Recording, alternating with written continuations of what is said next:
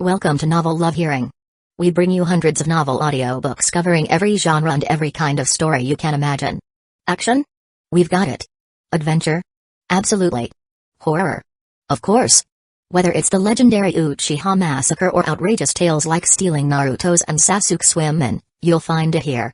From epic series like One Piece, Bleach, Fairy Tail, and Hunter x Hunter, to countless other adventures, our library has it all. Love novels but don't have time to read? No worries, just plug in your earbuds, sit back, and let the story take over. Good listening, and happy hearing. He resolved to ensure overwhelming strength, never relying on being weaker to overcome the strong, nor would he challenge those beyond his level. Time to grind proficiency. The wind control skill is about to reach master level. With more spiritual power at the fourth layer of chi refining, the frequency of using the wind control skill increased, doubling the efficiency of grinding its proficiency level. The wind control skill was only a little over 100 proficiency points away from master level. After a night of hard grinding, he finally reached it. Master level wind control skill is truly powerful. The breeze robe's effect is quite good too. Rising at the crack of dawn, Jia Ren skillfully activated the wind control skill, transforming into a swift figure that rapidly flew away. He felt as if he were sailing on the wind. His speed increased by more than 50% compared to before. Compared to the entry-level wind control skill, his speed had quadrupled. The wind control skill's potential hasn't been fully tapped. Above master level, there's grandmaster level, and grandmaster level can even break its limits. How fast would a limit-breaking wind control skill be? It's truly something to look forward to. After preparing and eating breakfast in the early morning, Jia Ren was getting ready to set up his stall when he saw a male cultivator emerge from the stone house behind his. The man's hair was disheveled, his Taoist robe worn haphazardly, and he kept looking around furtively, like a thief. Upon seeing Jia Ren emerge, the man's face showed an awkward yet polite smile. This one's a novice, not thick-skinned enough yet, Jia Ren thought. Taoist Jia, you're up bright and early. The man greeted. A female cultivator, wearing a revealing belly band and a thin shawl with nothing else underneath, her exquisite figure on full display, then appeared. As if she had forgotten any previous displeasure, she smiled and greeted Jia Ren while hanging up drenched bedding to dry. An indescribable scent emanated from it. Noticing Jia Ren's gaze, the woman didn't mind her state of undress at all. To give Jia Ren a better view, she purposefully turned sideways, allowing him a glimpse of her perfect curves. Taoist Jia, interested in coming inside to discuss the great Tao? Always trying to solicit customers, truly a qualified seafood merchant, Jia Ren thought with disdain. He decisively refused, turning his cold back to the woman. Why has his temperament changed so much? The woman wondered. Could he have switched to practicing a cultivation technique emphasizing purity and detachment? Unaware of the female cultivator's thoughts, Jia Ren arrived at the Northern District Market. He paid the one fragmented spirit stone stall fee and found a good spot to set up. He didn't trust the second-tier dealers enough to transact at his residence. The market was safer. Over 14,000 pieces of bait. Can the second-tier dealers even buy it all? After setting up his stall, he casually sent a sound transmission talisman to the second-tier dealer he knew and waited for him to show up. Jia Ren didn't stay idle. He took the opportunity to purchase some pots and pans. He occasionally glanced at other stalls, hoping to find a bargain. He found no bargains but did notice many strange and curious trinkets.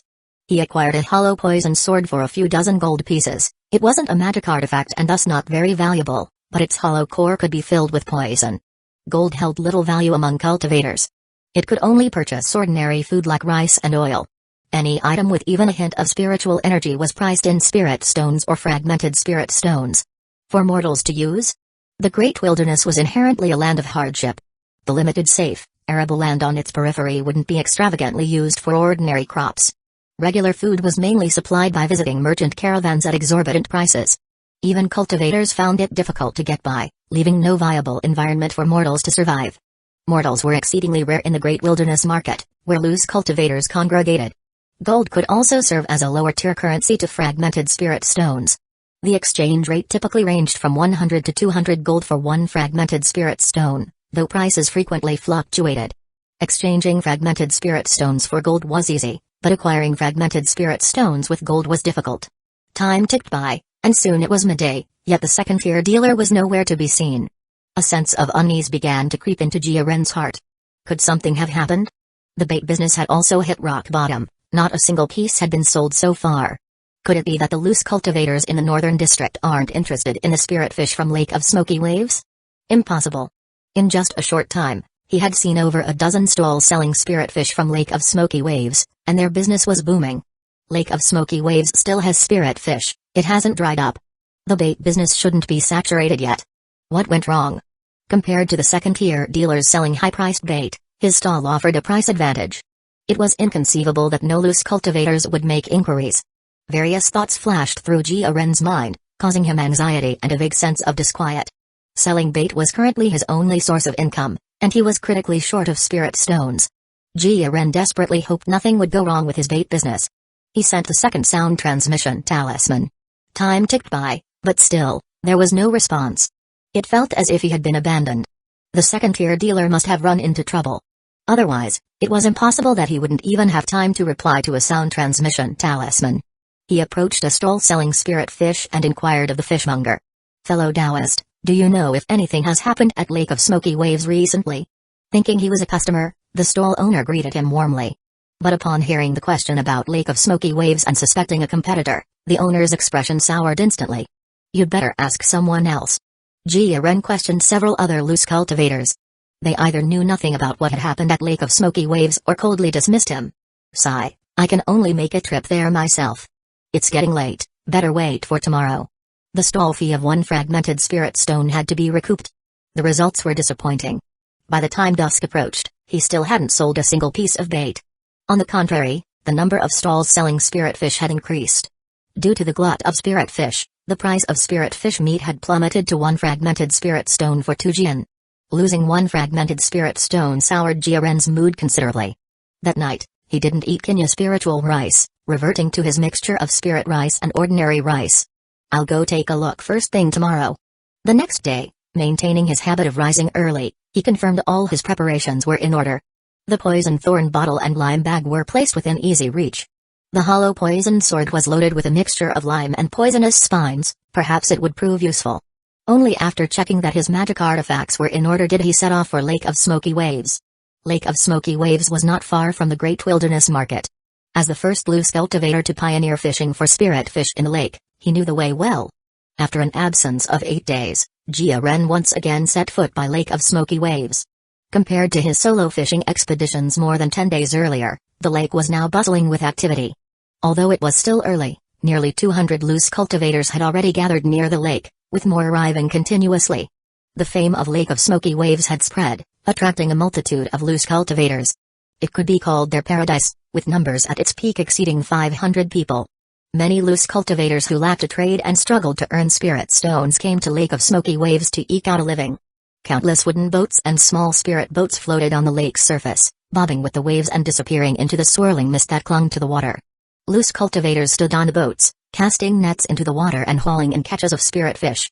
Those with bountiful hauls beamed with radiant smiles. It was only at this moment that Jia Ren finally understood why his bait wasn't selling. Fishing had been replaced by netting. No matter how skilled one was at fishing, or how good the bait, it could never compare to catching fish with nets. No wonder the bait wasn't selling, while the number of spirit fish kept increasing and their prices kept falling. The bait business was dead. Only then did Jia Ren have a stark realization. The 14,000 pieces of fish bait he had accumulated were now dead stock, unsellable. This made his already modest life even more difficult. Jia Ren had known the bait business wouldn't last forever, he had just hoped to make one last profit. Plans, after all, can never keep up with change. "Taoist Jia has arrived?" A loose cultivator who had previously bought bait from his stall called out, his tone tinged with mockery, drawing the attention of the crowd. "Everyone's netting fish now, nobody's buying bait anymore." "Fellow Taoist?" Jia Ren asked. "Do you know of a Taoist LV Hang? He used to sell bait here at Lake of Smoky Waves." LV Hang was the real name of the second-tier dealer. He had been a significant client, but was now missing. Those present were all regulars at Lake of Smoky Waves, perhaps they knew of the second-tier dealer's whereabouts. "That crooked merchant surnamed LV?" One of them sneered. "Are you in cahoots with him?" Another accused. "He sold the bait at exorbitant prices, 3 pieces for one fragmented spirit stone. He made ill-gotten gains and was robbed and killed for it." Robbed and killed? Jia Ren felt a chill in his heart. Though he had already guessed this outcome, he couldn't help but feel a grim sense of shared vulnerability. Selling bait at Lake of Smoky Waves was extremely dangerous, it was bound to attract covetous eyes. And sure enough, the second-tier dealer was dead. If not for his own caution and refusal to chase excessive profits, he might have been the one lying dead. Chapter 19 to 19 Bizarre Mist Maiden. The cultivation world is cruel and fraught with danger at every turn. The death of cultivators is all too common. Perhaps it won't be long before Jia grows accustomed to it. Speaking of which, I still have to thank that unscrupulous merchant, Jia thought. Had he not sold high-priced bait, loose cultivators wouldn't have dared to enter the Lake of Smoky Waves to fish. The Lake of Smoky Waves wouldn't have witnessed such prosperity. Rumors of a great demon in the Lake of Smoky Waves had circulated for a long time. Cultivators were wary of it, daring only to linger on the lake's edges, not venture deep within. Since the supreme grade bait appeared, catching spirit fish with ordinary bait had become nearly impossible, forcing cultivators to reluctantly buy the expensive alternative. If they were lucky, they could still earn some spirit stones. If they were unlucky, they were simply working for nothing for the greedy merchants. Not wanting their efforts to be in vain, some bold individuals ventured into the Lake of Smoky Waves and caught the first spirit fish with their nets. This signaled the beginning of a new era, as more and more loose cultivators dared to enter the Lake of Smoky Waves to fish. Why spend spirit stones on high-priced bait for spirit fish when one could fish unrestricted? Since yesterday, the spirit fish population in the Lake of Smoky Waves had experienced a boom. This was a carnival for the loose cultivators, all of whom earned some spirit stones, more or less. As the spirit fish catch surged, the price of the fish also plummeted rapidly in the increasingly competitive market. Time to change professions. Jia was frustrated. His business was gone, and he was stuck with the bait. After one last look at the Lake of Smoky Waves, he turned and prepared to leave. No matter what, the bait had still helped him make his first pot of gold. Life was much better than it had been half a month ago. What is that thing? Ah! No, don't. Over the Lake of Smoky Waves, a piercing scream echoed.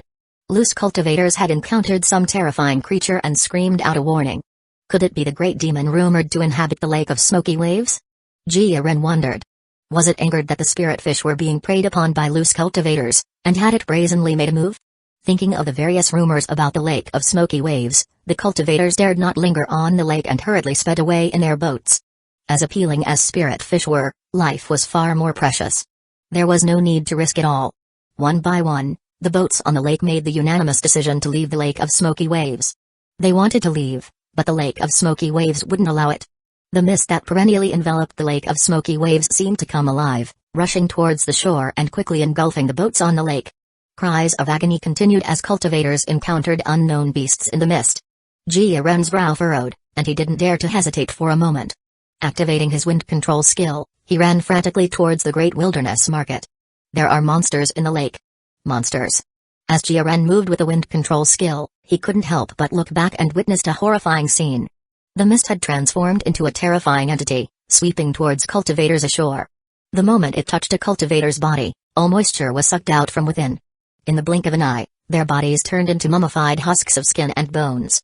Once they touched the white mist of the Lake of Smoky Waves, no one could escape from it, forever remaining at the Lake of Smoky Waves. What kind of monster is it? It's too terrifying. I shall never come to the Lake of Smoky Waves again. Witnessing the terrifying sight, loose cultivators wished their parents had blessed them with extra legs. They hurriedly activated their wind control skill or sped up with similar speed-enhancing treasures, desperately escaping towards Great Wilderness City. There indeed were monsters in the Lake of Smoky Waves. They regretted entering the Lake of Smoky Waves. Unfortunately, it was too late. They had no chance for regret as they were enveloped in mist and turned into mummies without any resistance. Whether one was in the early stage of chi cultivation or the mid stage, even if they deployed a spirit chi protective barrier and defense artifacts, it was all useless. In the face of the white mist, they were as fragile as babies. In the blink of an eye, 99% of the more than 200 loose cultivators gathered at the Lake of Smoky Waves had perished. Only Jiren and a few other quick-witted, fortunate individuals managed to escape with their lives. The mist continued to spread into the distance, unceasingly. It was even faster than the wind control skill. No. A loose cultivator employing the wind control skill, with a speedster boots magic artifact on his feet, still couldn't outrun the white mist.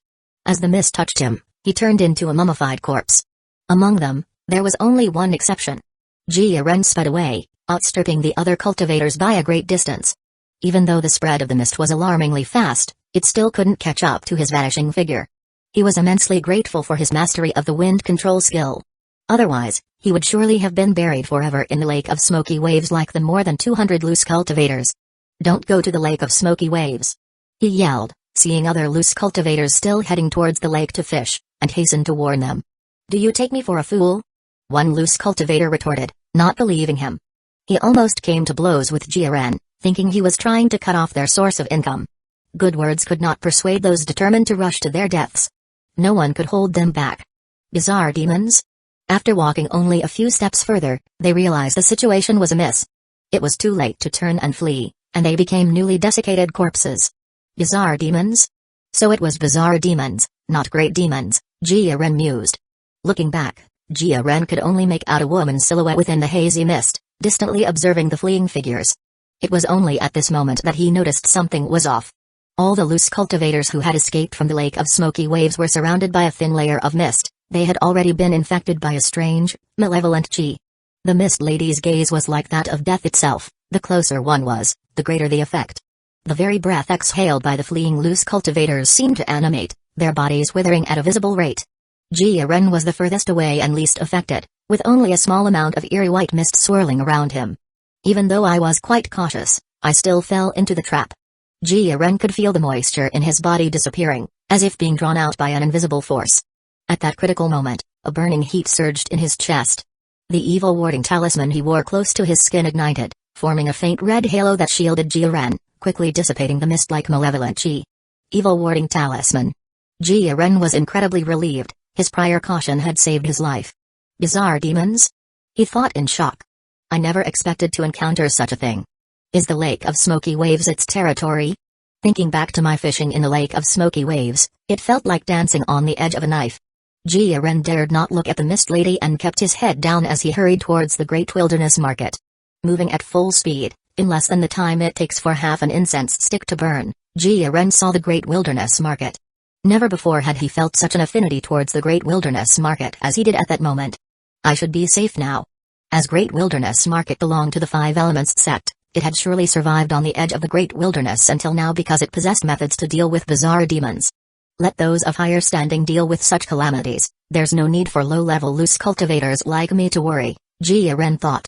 Looking back, he could see the eerie mist still spreading towards the great wilderness market, making him uneasy. The great wilderness market immediately noticed the eerie mist and fully activated its protective great formation. A treasure mirror emitting a faint glow hung high, its light bursting forth, striking towards the surging eerie mist. A pitiful wail came from within the mist, a sound so piercing it made one want to claw at their eardrums. The surging eerie mist stopped its spread and quickly receded. The imposing mist had arrived quickly and retreated just as fast. Is the bizarre demon crisis resolved? Jiren wondered. Evil warding talisman. He glanced at his chest. The evil warding talisman had burned out, leaving only white ash, its miraculous power completely exhausted. What a great item! He thought. If I had a few more evil warding talismans, I could take advantage of the dispersing mist and go to the lake of smoky waves to pick up the storage bags of the dead loose cultivators. The thought flashed through his mind, but he immediately extinguished the dangerous notion. While the spoils from dead loose cultivators are tempting, one needs to be alive to enjoy them. Thinking of confronting the bizarre mist maiden directly, no amount of spirit stones could entice me. The lake of smoky waves is out of the question. It will surely become a forbidden ground in the future. Even if this incident settles down, the bait business can no longer continue. His source of income was completely gone. Earning spirit stones would be difficult. What to do? Ever since witnessing the terrifying methods of the bizarre demons, the importance of evil warding talismans has skyrocketed in my estimation. I have to purchase a few, no matter what, just to be prepared. An evil warding talisman costs 10 spirit stones, and I can only afford one at most. That's not secure enough. Chapter 20-20 Carrion Vulture. The bizarre mist maiden departed, leaving behind a field of desiccated corpses and their safely preserved storage bags. Inside the storage bags was their entire fortune, which made people's eyes burn with covetousness. The chilling presence of the bizarre demons couldn't suppress the greed in human hearts.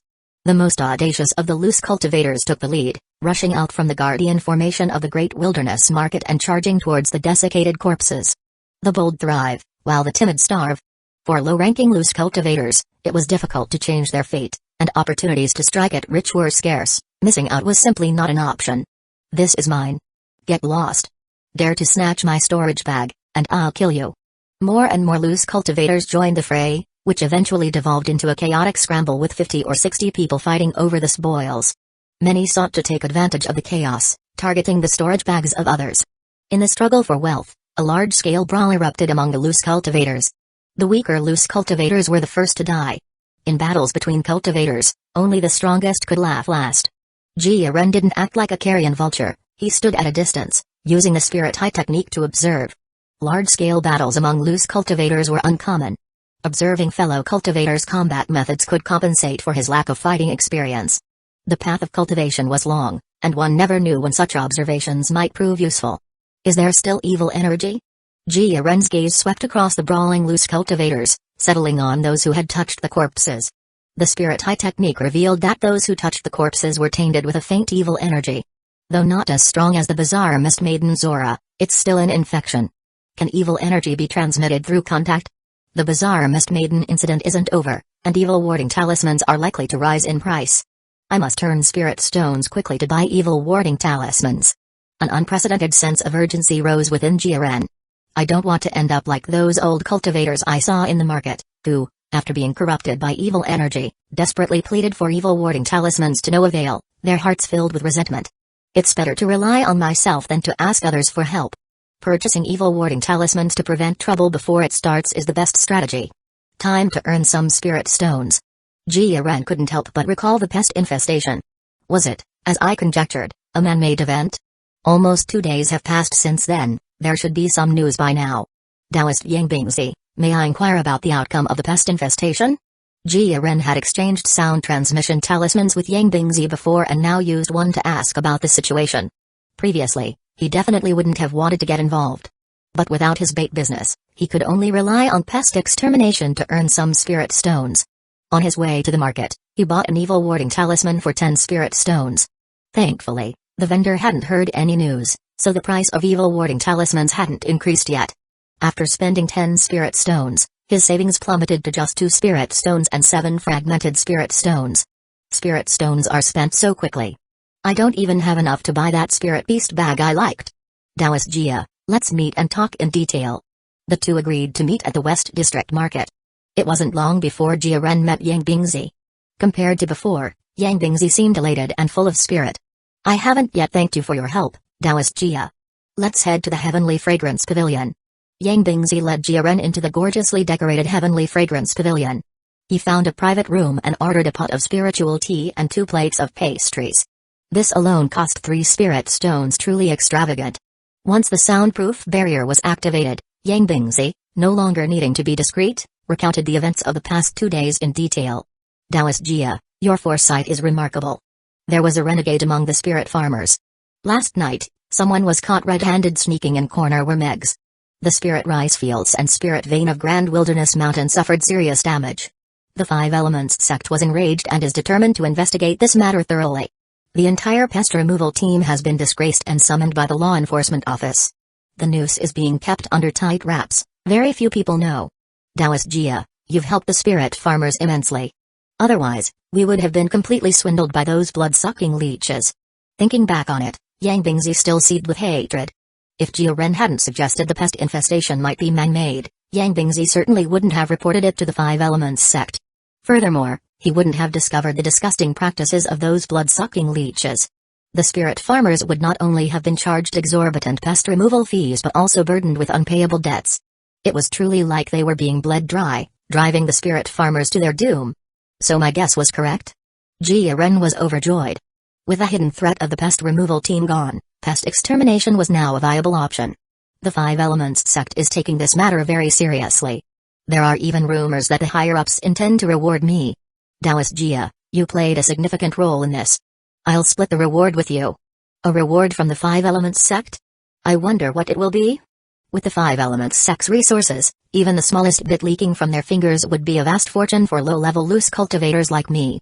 The disaster in the spirit fields had a significant impact. The spirit veins were also greatly affected, with losses far exceeding a mere 1,000 or 2 spirit stones. This is shaking the very foundation of the 5 Elements sect. No organization or power would tolerate such an incident, they would undoubtedly resolve it with thunderous might. The 5 Elements sect discovered this matter largely thanks to Yang Bingzi's report. The sect would surely reward him generously, using it as an incentive. In the future, if similar incidents occurred, cultivators would naturally compete to report them. Taoist Jia, thank you for your help with the corner worm disaster. You are truly my lucky star. A broad smile spread across Yang Bingzi's face, the corner worm disaster had been perfectly resolved. But the reward might not be so easy to obtain. Jia Ren cautioned. Although the Five Elements sect is strong, the hidden forces daring to cause trouble are not weak. It's not guaranteed they'll all be caught in one go. If even one slips through the net, it could mean disaster for both of us, one we cannot bear. It would be best to take the reward, change our appearances, and leave Grand Wilderness Mountain. Yang Bingzi, like Jia Ren, was a cultivator at the fourth layer of Qi refinement. A cultivator at the fourth layer of Qi refinement receiving a reward from the Five Elements sect would surely attract envious eyes. Whether it was retaliation for reporting the pest disaster or greed incited by the Five Elements sect's reward, it was possible someone might target them. Yang understands. After this matter is settled, I will leave Grand Wilderness Mountain. Yang Bingzi knew that heeding good advice was always wise. Now that the spirit farmer's pest disaster was resolved, he wasn't about to risk his life. I have a matter I'd like to ask for your help with, Taoist Yang. Jia Ren said. My bait business has run into problems, so I'll have to rely on pest extermination to make a living for a while. I hope you can help me with some introductions. If he were to offer pest extermination services unannounced, the spirit farmers definitely wouldn't trust him. However, it would be relatively easier and the barrier to entry lower if he had a familiar acquaintance to introduce him. My rate for pest extermination is 5 spirit stones per 10 acres. Spirit farmers didn't have many spirit stones. Jia Ren didn't intend to profit excessively from their misfortune. A normal rate for pest extermination would suffice.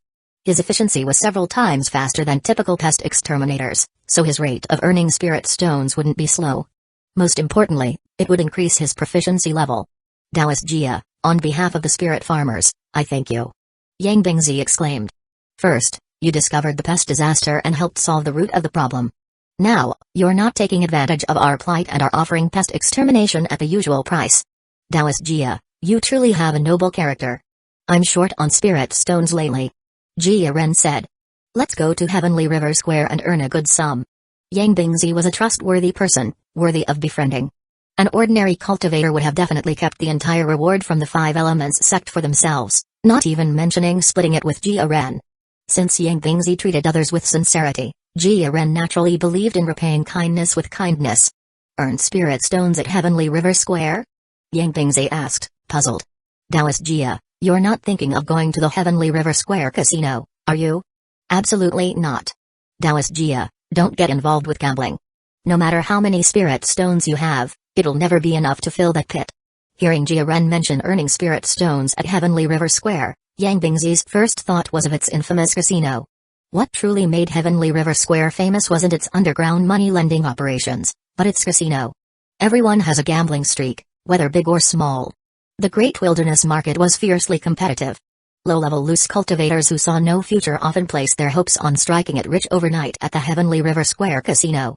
Striking it rich rarely happened. Going bankrupt, however, was a common occurrence. Zhu Lezi was a prime example. Whenever he had a little money, he threw it all into Heavenly River Square. Now, effectively working as a lackey for Heavenly River Square, he was likely indebted and controlled by them. I'm not going to gamble. Jia Ren clarified. I intend to take out a loan from Heavenly River Square. Undoubtedly, Heavenly River Square must have been implicated in the corner worm incident and suffered for it.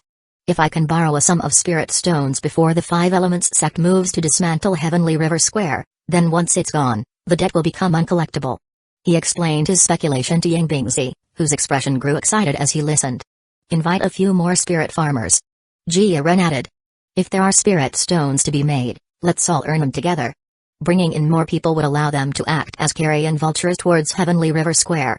Unlike the life and death struggles outside the market, this plan involved much less risk. His intention in involving more spirit farmers was to spread the risk. Otherwise, Jia Ren fleecing the sheep alone would be too conspicuous and could easily attract unwanted attention and resentment. Chapter 21-21 Gathering Wool. Taoist Jia's talents are truly a role model for us all. Upon hearing Jia Ren's words, Yang Bingzi was astounded. He had never thought such a maneuver was possible. Heavenly River Square had long been a bloodsucker, devouring the wealth of countless loose cultivators. The malevolent forces, headed by Heavenly River Square, had brought about a pest disaster, causing significant losses to spirit farmers, who harbored deep hatred for them. They sought to administer justice on behalf of the heavens and to steal from the rich to remedy their own poverty. We must act quickly. If we're even a step late and the Five Elements sect makes a move, we won't have a chance. Jia Ren didn't want any unexpected incidents to derail the plan, so he issued a reminder. Intelligence was time-sensitive. If it was late, it would be useless. Don't worry. Yang Bingzi replied. I'll do my best to find people within an hour at most. He dared not delay and hurried towards the Grand Wilderness Mountain at top speed. Jia Ren was in no rush to leave the Heavenly Fragrance Pavilion, continuing to enjoy his spiritual tea and pastries while improving his proficiency level in his leisure time. Yang Bingzi's efficiency was far greater than Jia Ren had imagined. In half an hour, over 100 spirit farmers had gathered outside the Heavenly Fragrance Pavilion, their faces filled with unconcealable excitement. People naturally love a free ride, and few were exceptions. The malevolent forces headed by Heavenly River Square had caused the spirit farmers heavy losses, and they couldn't miss this rare opportunity to recoup them. One spirit farmer said, Taoist Jia, Bingzi mentioned you're skilled at pest removal, we'll have to rely heavily on you. Yang Bingzi had already advertised Jia Ren's services. Jia Ren didn't even need to show up in person, as many spirit farmers were already vying for his help with pest removal. The most important factor was his price, which seemed remarkably fair compared to the exorbitant rates of the unscrupulous pest removal teams. Let's set out quickly. Another urged. If we're late, there won't be any spirit stones to borrow. Everyone was there to earn spirit stones and didn't want to waste time, so they headed straight for Heavenly River Square immediately. Heavenly River Square conducted extensive business, with casinos in the inner city and in the outer city districts to the south, east, north, and west, occupying a vast area of land. In the market, where every inch of land was precious as gold, the annual rent for that land alone was no small sum. Sea Hour. Just as the Sea Hour struck, the West City District branch of Heavenly River Square had already gathered a considerable number of gamblers. Those who lost walked away dejected or headed to Heavenly River Square's underground moneylenders to borrow. Those who won found their good fortune was only temporary, as they soon lost it all again at Heavenly River Square's gambling tables. Winning was merely a process, losing was the inevitable result. Countless cultivators had gambled away their fortunes at Heavenly River Square. Even so, numerous gamblers, their eyes bloodshot from losses, still came daily, continuously pouring spirit stones into Heavenly River Square's coffers. All of you want to borrow spirit stones? The first to receive them was a clerk. She was completely flabbergasted to see more than 100 cultivators arriving together to borrow spirit stones. It was her first time witnessing such a sight. The steward, hearing the news, arrived with a beaming smile once he realized all the cultivators were spirit farmers. Heavenly River Square was well aware of the severe losses caused by the pest disaster. It was only a matter of time before the spirit farmers came to them for loans. Still, over 100 spirit farmers seeking loans at once was unexpected. How much can we borrow? Make it quick. One farmer urged. The fields are waiting for spirit stones for pest removal. Another added. The Five Elements sect could arrive at Heavenly River Square at any moment. Efficiency was paramount, being even a step too slow meant no spirit stones to borrow. The steward said reassuringly. Everyone, there's no need to rush. Heavenly River Square will offer different borrowing limits based on the strength of our fellow cultivators. The limit for the second level of Chi refinement is 5 spirit stones. The limit for the third level of Chi refinement is 10 spirit stones. The limit for the fourth level of Chi refinement is 30 spirit stones. The limit for the fifth level of Chi refinement is 50 spirit stones. Array masters, alchemists, artifact refiners, and talisman makers have higher limits. If you have valuable collateral, the limit will also be increased. The greater one's strength, the stronger their ability to earn spirit stones, and thus, the higher their borrowing limit. 30 spirit stones was the limit for the fourth level of Chi refinement. Mastering one of the 4 arts of cultivation allowed for an even higher borrowing limit. Heavenly River Square wasn't a charity endlessly distributing wealth, they also had to consider one's ability to repay. Without the ability to repay, a loan could easily become bad debt. The spirit farmers had always stayed in the Grand Wilderness Mountain and had fixed spirit field rents, making them reliable debtors. This was also why Heavenly River Square wanted to develop its loan business with spirit farmers. All of you can borrow up to your maximum limits. The steward announced. All the spirit farmers could borrow up to their personal limits. The stronger they were, the more they could borrow. Jia Ren was the only exception. During the peak of the spirit fish business, it was estimated he could have been treated like an alchemist. But now, with a bizarre mist maiden appearing in the lake of smoky waves, the spirit fish business had completely dried up, and he was treated like any other loose cultivator. Without a unique skill, one's life was constantly at risk. He could only borrow up to 20 spirit stones, merely 2/3 of his theoretical limit. A bit of a pity. Jia Ren felt a slight twinge of regret. Still, fleecing even a little was better than nothing. After all, he had no intention of repaying those 20 spirit stones anyway. Each person left their spiritual power imprint on Heavenly River Square's tracing disc, making it convenient for Heavenly River Square to track them down for debt collection at any time. Otherwise, after borrowing spirit stones, one could simply hide away deep in the mountains and forests. Heavenly River Square didn't have 3 heads and 6 arms. It would be very difficult to find anyone who disappeared. This was also why they were more willing to lend to spirit farmers, as the saying goes, the monk can run away, but the temple can't. You must report to us before leaving Great Wilderness City, otherwise, Heavenly River Square will consider it an act of fleeing from debt. I hope you all will conduct yourselves accordingly. The steward warned. The loan process went smoothly. The spirit farmers left with their newly acquired spirit stones, beaming with joy. However, a small portion of them wore gloomy expressions. What if Heavenly River Square had strong backers and wasn't overthrown? What then?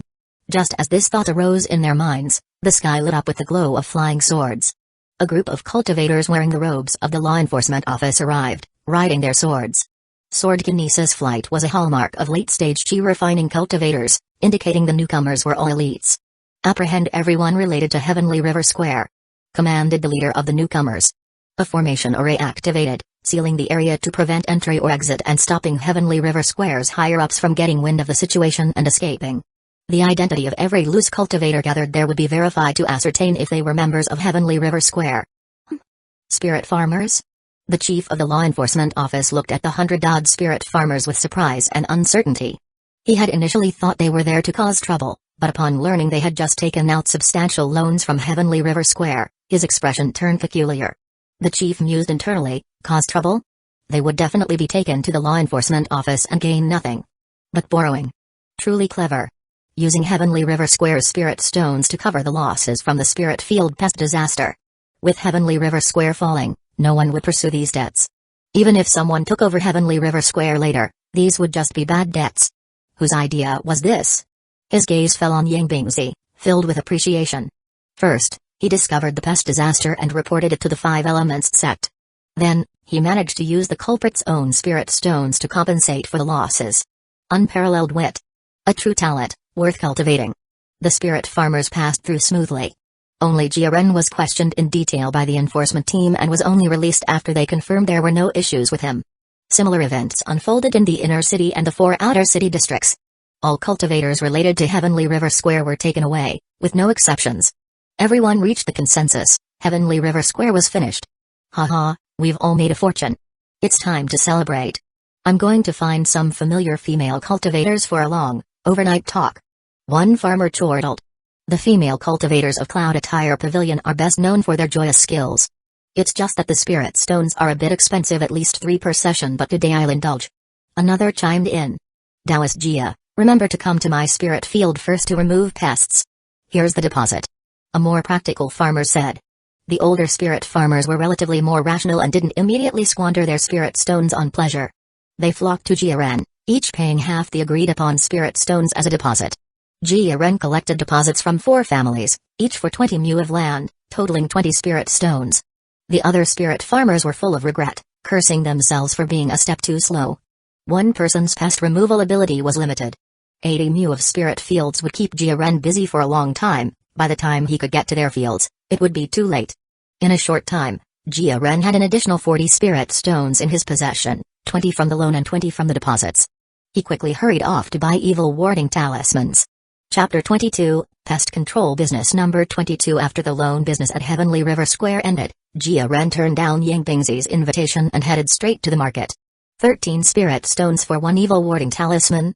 After asking around at various talisman stalls, he discovered that many of them had sold out of evil warding talismans. The few available had their prices increased, selling for as high as 20 spirit stones each. Even after searching the entire market, the cheapest he could find was 13 spirit stones. As news of the bizarre demons spread, many cultivators had been bewitched, leaving everyone on edge. The demand for evil warding talismans skyrocketed, driving up prices. Opportunistic merchants took advantage of this and bought up evil warding talismans in bulk, causing a shortage and unmet demand in the market. Some talisman sellers also saw an opportunity and hoarded their stock, waiting for the price of evil warding talismans to hit new highs. Jiren lamented. Initially, I could have bought 4 evil warding talismans, but now I can only afford 3. He knew the prices would only climb higher if he waited. Spirit stones are important, but one's life is even more so. He promptly paid 39 spirit stones and purchased 3 evil warding talismans. With the spirit stones received, it's time to get to work. With the bait business dead, running a stall would only result in losing the booth fee. It made more sense to help the spirit farmers with pest removal, earning as many spirit stones as possible before the insect disaster was resolved. There were more than 4 spirit farmers in need of pest removal. With sufficient efficiency, other spirit farmers could also become potential clients. He bought the metal finger technique for 1 spirit stone, gaining an additional pest removal skill. With the proficiency panel, his spell's proficiency level increased rather quickly. Jia Ren knew it wouldn't be long before he greatly surpassed the standard of a spirit farmer. Coupled with the insect control technique, his pest removal efficiency would be unparalleled. All prepared, Jia Ren set off for Great Wilderness Mountain at once. Entry to Great Wilderness Mountain was much stricter than before, with cultivators occasionally seen patrolling the skies on their swords. Jia Ren announced his identity as a pest remover but was immediately detained and taken to the law enforcement office. It wasn't until Yang Bingzi and other spirit farmers vouched for him that he was able to successfully ascend Great Wilderness Mountain. Great Wilderness Mountain has been uneasy lately. Taoist Jia, please be prepared for some inconveniences. One of them advised. With a pass token, there will be no need for questioning next time. The first spirit farmer Jia Ren visited was Old Man Huang, Yang Bingzi's neighbor, with whom he had a slight acquaintance. He had borrowed spirit rice and spiritual tea from Old Man Huang, thus having the best relationship with him. Taoist Jia is a trustworthy person. Please, make haste to the spirit field. Old Man Wang said, walking briskly. The 3 of them, with Old Man Wang leading, proceeded to the spirit field. Bingzi is here. And Taoist Jia has come too. The spirit farmers Jia Ren had recently encountered at Heavenly River Square greeted him warmly, their faces flushed with excitement. A few, however, wore expressions of envy and jealousy. Not every spirit farmer dared to borrow spirit stones from Heavenly River Square. If nothing happened there, wouldn't they end up with a huge debt? They had hoped to laugh at the spirit farmers who borrowed spirit stones, but now they themselves had become the laughingstock. Things had changed too quickly. Heavenly River Square was no more. The spirit farmers they knew had borrowed a large sum of spirit stones, which not only covered their losses from the insect disaster but also allowed them to make a handsome profit. Even if others wanted to follow suit, it was too late. With Heavenly River Square gone, the opportunity for wealth vanished, leaving them all with deep regrets. Leave the pest removal to me. Jia Ren strode into the spirit field, followed by numerous spirit farmers. They were willing to pay him a deposit not because they knew of his strong pest removal abilities, but because he was cheap.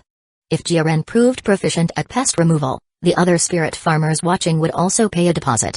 Insect control technique. Since he had decided to earn spirit stones through pest removal, revealing the insect control technique was inevitable. In the spirit field, each spirit insect under his control turned into a capable subordinate, moving precisely as he directed, like an extension of his own arm. The number he could control quickly reached 50, a grand scale indeed. They launched relentless attacks on their own kind and other spirit insects, fighting to the death. Jia Ren wasn't idle, using the newly learned metal finger technique to pick off spirit insects. The metal finger technique wasn't considered a spell for cultivator battles. When starting out, it only had a range of 3 feet, and its power wasn't strong. Attacking adult corner worms, a single hit couldn't kill them. It could only be used to bully the weaker spirit insects.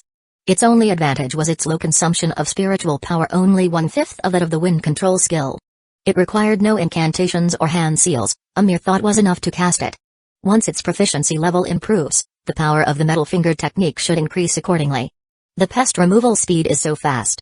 Is this the insect taming technique? I wonder if Taoist Jia is willing to sell it? Seeing the power of the insect control technique, the spirit farmers began to have ideas.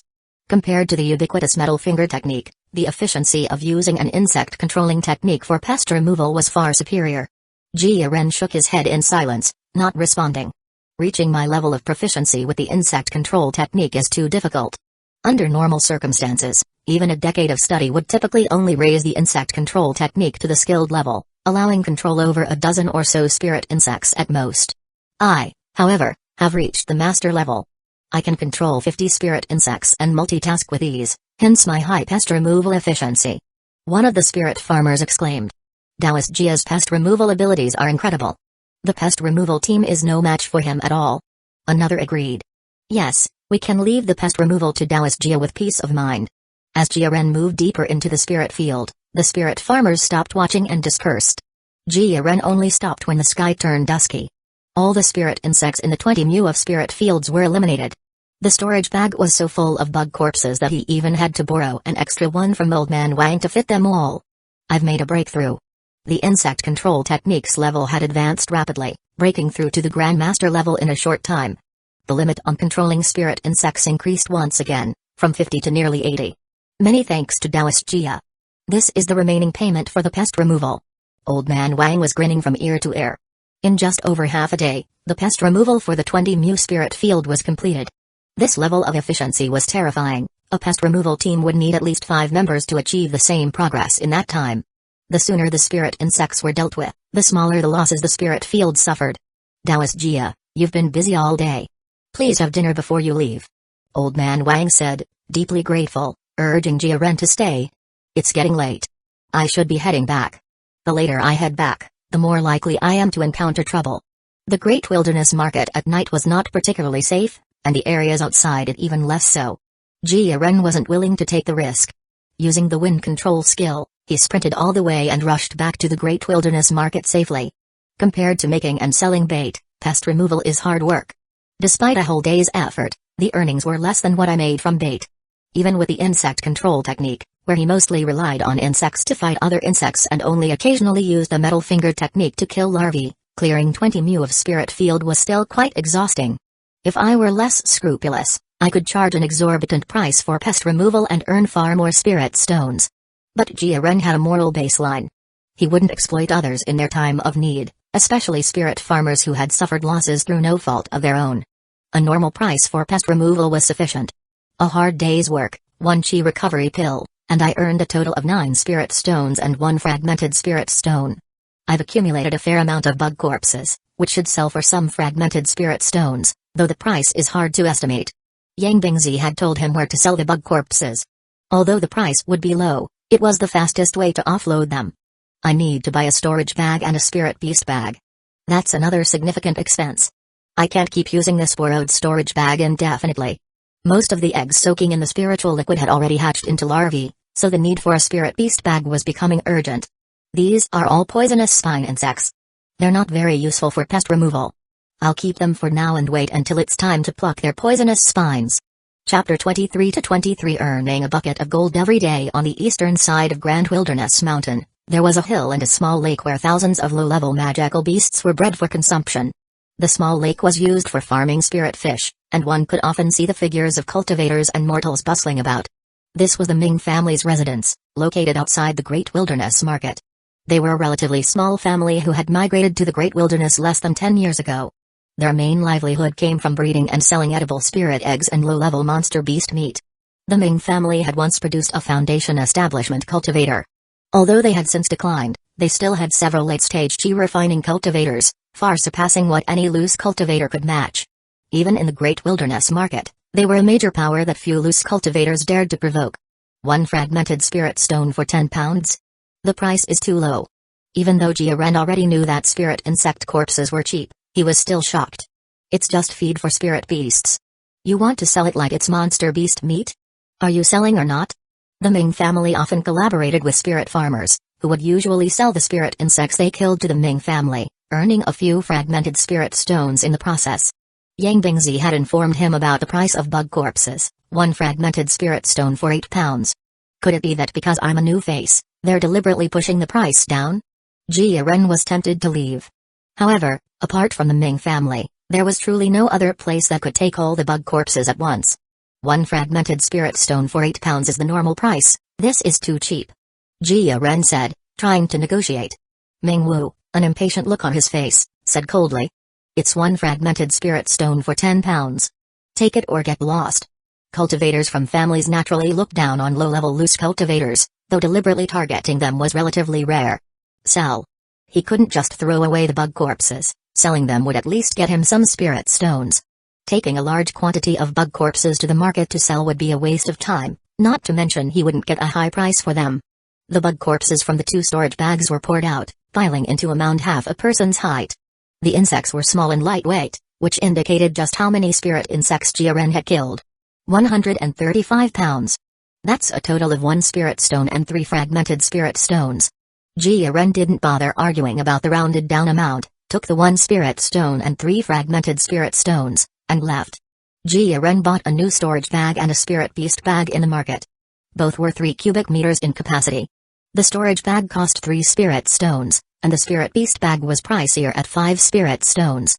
With the spirit beast bag in hand, the spirit insects finally had a home, and he could now carry the poisonous spine insect with him. Summoning spirit insects to assist in battle greatly increased his sense of security. Continue with pest removal. Jia Ren found the second spirit farmer and began exterminating pests. Metal finger technique proficiency level +1. As Jia Ren used the metal finger technique more frequently, his proficiency level in it rose swiftly. Although it didn't increase as quickly as his insect taming technique, its rate of improvement was far more efficient than that of the wind control skill. Die. A swift golden light flashed, a precise kill, without harming a single grain of spirit rice. His control had reached a peak of finesse. Grandmaster level metal finger technique. The metal finger technique wasn't a spell designed for combat but was specifically created for pest control. Its lethality wasn't high, it could only be used to bully insects. After reaching Grandmaster level, its power underwent a qualitative change. Its penetrative power surpassed even the fireball technique. Even if faced with a foot-thick steel plate, it could pierce through with a single finger. The key was that the metal finger technique could be cast more quickly and consume less spiritual power, making it difficult to guard against. It's an absolute tool for ambushes. I owe it to the proficiency panel, otherwise, I might not have reached Grandmaster level even after decades of practice. Insect taming technique is improving the fastest, almost reaching the Grandmaster limit. I'll need breakthrough points again soon. Take it slow, there's no rush for now. After the spirit farmer inspected the pest removal work, Jia Ren received the final payment of 5 spirit stones. It's just past noon, fellow Taoist. You've already cleared 20 mu of spirit fields. That's truly astonishing. Earning 10 spirit stones in half a day, wouldn't that mean earning 20 spirit stones in a single day? A spirit farmer toiled over 20 mu of spirit fields, and even in a bumper harvest year, might not earn as much as Jia Ren did in one day. Jia Ren smiled in response and quickly headed to the next client. As usual, he worked until dusk, exterminating pests across a total of 40 mu, doubling his efficiency compared to the previous day. With the Grandmaster level insect control technique and Grandmaster level metal finger technique working in tandem, no one could match his pest extermination efficiency. The speed of extermination has reached its limit. Unless I use Chi recovery pills extensively, it's impossible to surpass 40 mu. Chi recovery pills weren't cheap. Using them in large quantities would diminish his profits, making it completely unnecessary. 372 pounds. Ming Wu was stunned as he watched Jia Ren empty a massive quantity of spirit insect corpses from 2 bulging storage bags. I never expected you to be a master exterminator as well. 3 spirit stones and 7 fragmented spirit stones. Ming Wu's words were polite, but he had no intention of raising the price. As a buyer, he hoped to earn extra income by pressing the price down. He would never complain about having too many spirit stones. Jia Ren couldn't be bothered to deal with him. After confirming the weight was correct, he took the spirit stones and left. You, go to Grand Wilderness Mountain and find out this youngster's identity. Ming Wu found a relatively sharp-witted young man in his clan and dispatched him to Grand Wilderness Mountain. The fact that the quantity of bug corpses had doubled was noteworthy. If he were just a low-level loose cultivator, bullying him would be one thing, as no one would stand up for him. However, if he had a large pest removal team backing him, they would have to consider making some concessions to avoid offending many loose cultivators. Master Jia has arrived. Let's check fellow Taoist Tong's spirit fields first. For 2 consecutive days, Jia Ren's pest extermination efficiency grew ever higher. The spirit fields were left spotlessly clean, without a single insect remaining. With his fast speed and high-quality work, the reputation of the master exterminator spread rapidly. More and more spirit farmers sought him out, and a few were even willing to pay an extra spirit stone for priority service, as an earlier resolution to the pest problem meant one less day of losses. Having recently earned a substantial amount from Heavenly River Square, the spirit farmers were now spending more generously. Faced with this, Jia Ren naturally gave priority to the major clients who offered extra spirit stones. Exterminating pests across the usual 40 mu, Jia Ren finished work early, just as hour 5:07 p.m. arrived, and departed. Being able to earn 20 spirit stones a day is great. I hope I can keep this up for a few more days. With spirit stones in hand, his life improved. Spirit rice and spiritual beast meat could now be part of his daily diet, aiding his cultivation. As was his routine, he went to the Northern District Market early in the morning, looking for turtle demon beasts. He hoped to make turtle spirit ointment to accelerate his cultivation speed and compensate for his lost lifespan. Turtle demon beasts are hard to find. If fellow Taoist is willing to add more spirit stones, this Yang will pay special attention. Most turtle demon beasts lived in lake regions, terrestrial turtles were rare. The closest lake to the Great Wilderness Market was the Lake of Smoky Waves, but it had now become a forbidden zone where no one dared to venture. To find turtle demon beasts without going through the Lake of Smoky Waves, one would have to venture deep into the Great Wilderness, which greatly increased the danger. Jia Ren had spent several days wandering the northern district market, inquiring with the butchers. Through repeated interactions, he had become a familiar face. Hearing he was willing to pay extra, the butchers would inform their affiliated monster hunting teams. The rest is up to luck. As Jia Ren walked through the market, he clearly felt it had become much quieter. As usual, he inquired about evil warding talismans. They were scarce, and most were now priced at 20 spirit stones each. Luckily, he stumbled upon a bargain, acquiring one for 15 spirit stones. The effects of the mysterious mist incident are far-reaching. I hope it doesn't impact my life too much. Jia Ren was just preparing to head to Grand Wilderness Mountain to continue exterminating pests and earning spirit stones. Just then, a golden light flared in the sky, transforming into a massive, golden light curtain that reflected countless stern faces. Over 100 loose cultivators, disheveled and with ashen faces, knelt on the ground. Jia Ren scanned the kneeling faces and recognized a familiar one, Zhu Lezi. Those who bring chaos to Grand Wilderness Mountain shall be executed. Chapter 24-24 Scheming and plotting. This was a clear display of striking the mountain to awe the tiger. In front of all the loose cultivators at the Great Wilderness Market, it demonstrated the Five Elements Sect's stance. Anyone causing trouble on the Five Elements Sect's territory would be executed. Five Elements Sword, slash. The law enforcement elder of the Five Elements Sect raised the ancient bronze sword high, and a five-colored sword light soared into the sky. The sword light multiplied, its numbers increasing. In the blink of an eye, the light screen was filled with five-colored sword light. Hundreds of these lights, without lingering, fell like raindrops upon the kneeling cultivators. After the sword light passed, blood flowed like rivers, and the ground was covered with minced flesh. The people from Heavenly River Square, the pest removal team, and all other implicated individuals were exterminated by the sword light. The golden light screen faded, and a dead silence fell over the city. Cultivators were truly cruel to one another. Human life was as insignificant as grass. Jia Ren stared at where the light screen had been, his emotions in turmoil for a long time. When he thought about it, they had ultimately died because of him. If he hadn't alerted Yang Bingzi wouldn't have reported it to the Five Elements Sect. The sect might not have paid attention to such a trivial matter happening right under their noses. Who knew when they would have discovered the insect calamity then? They brought this upon themselves. What does it have to do with me? Jia Ren shook his head to cast aside the thought. He was just a low-level loose cultivator, still struggling for a living with a mere few measures of spirit rice. Master Jia, 358 caddies of bug corpses. Today we'll use the normal price, 1 fragmented spirit stone for every 8 caddies of corpses. That's a total of 4 spirit stones and 5 fragmented spirit stones. Ming Wu's attitude had changed, he was all smiles and warmth.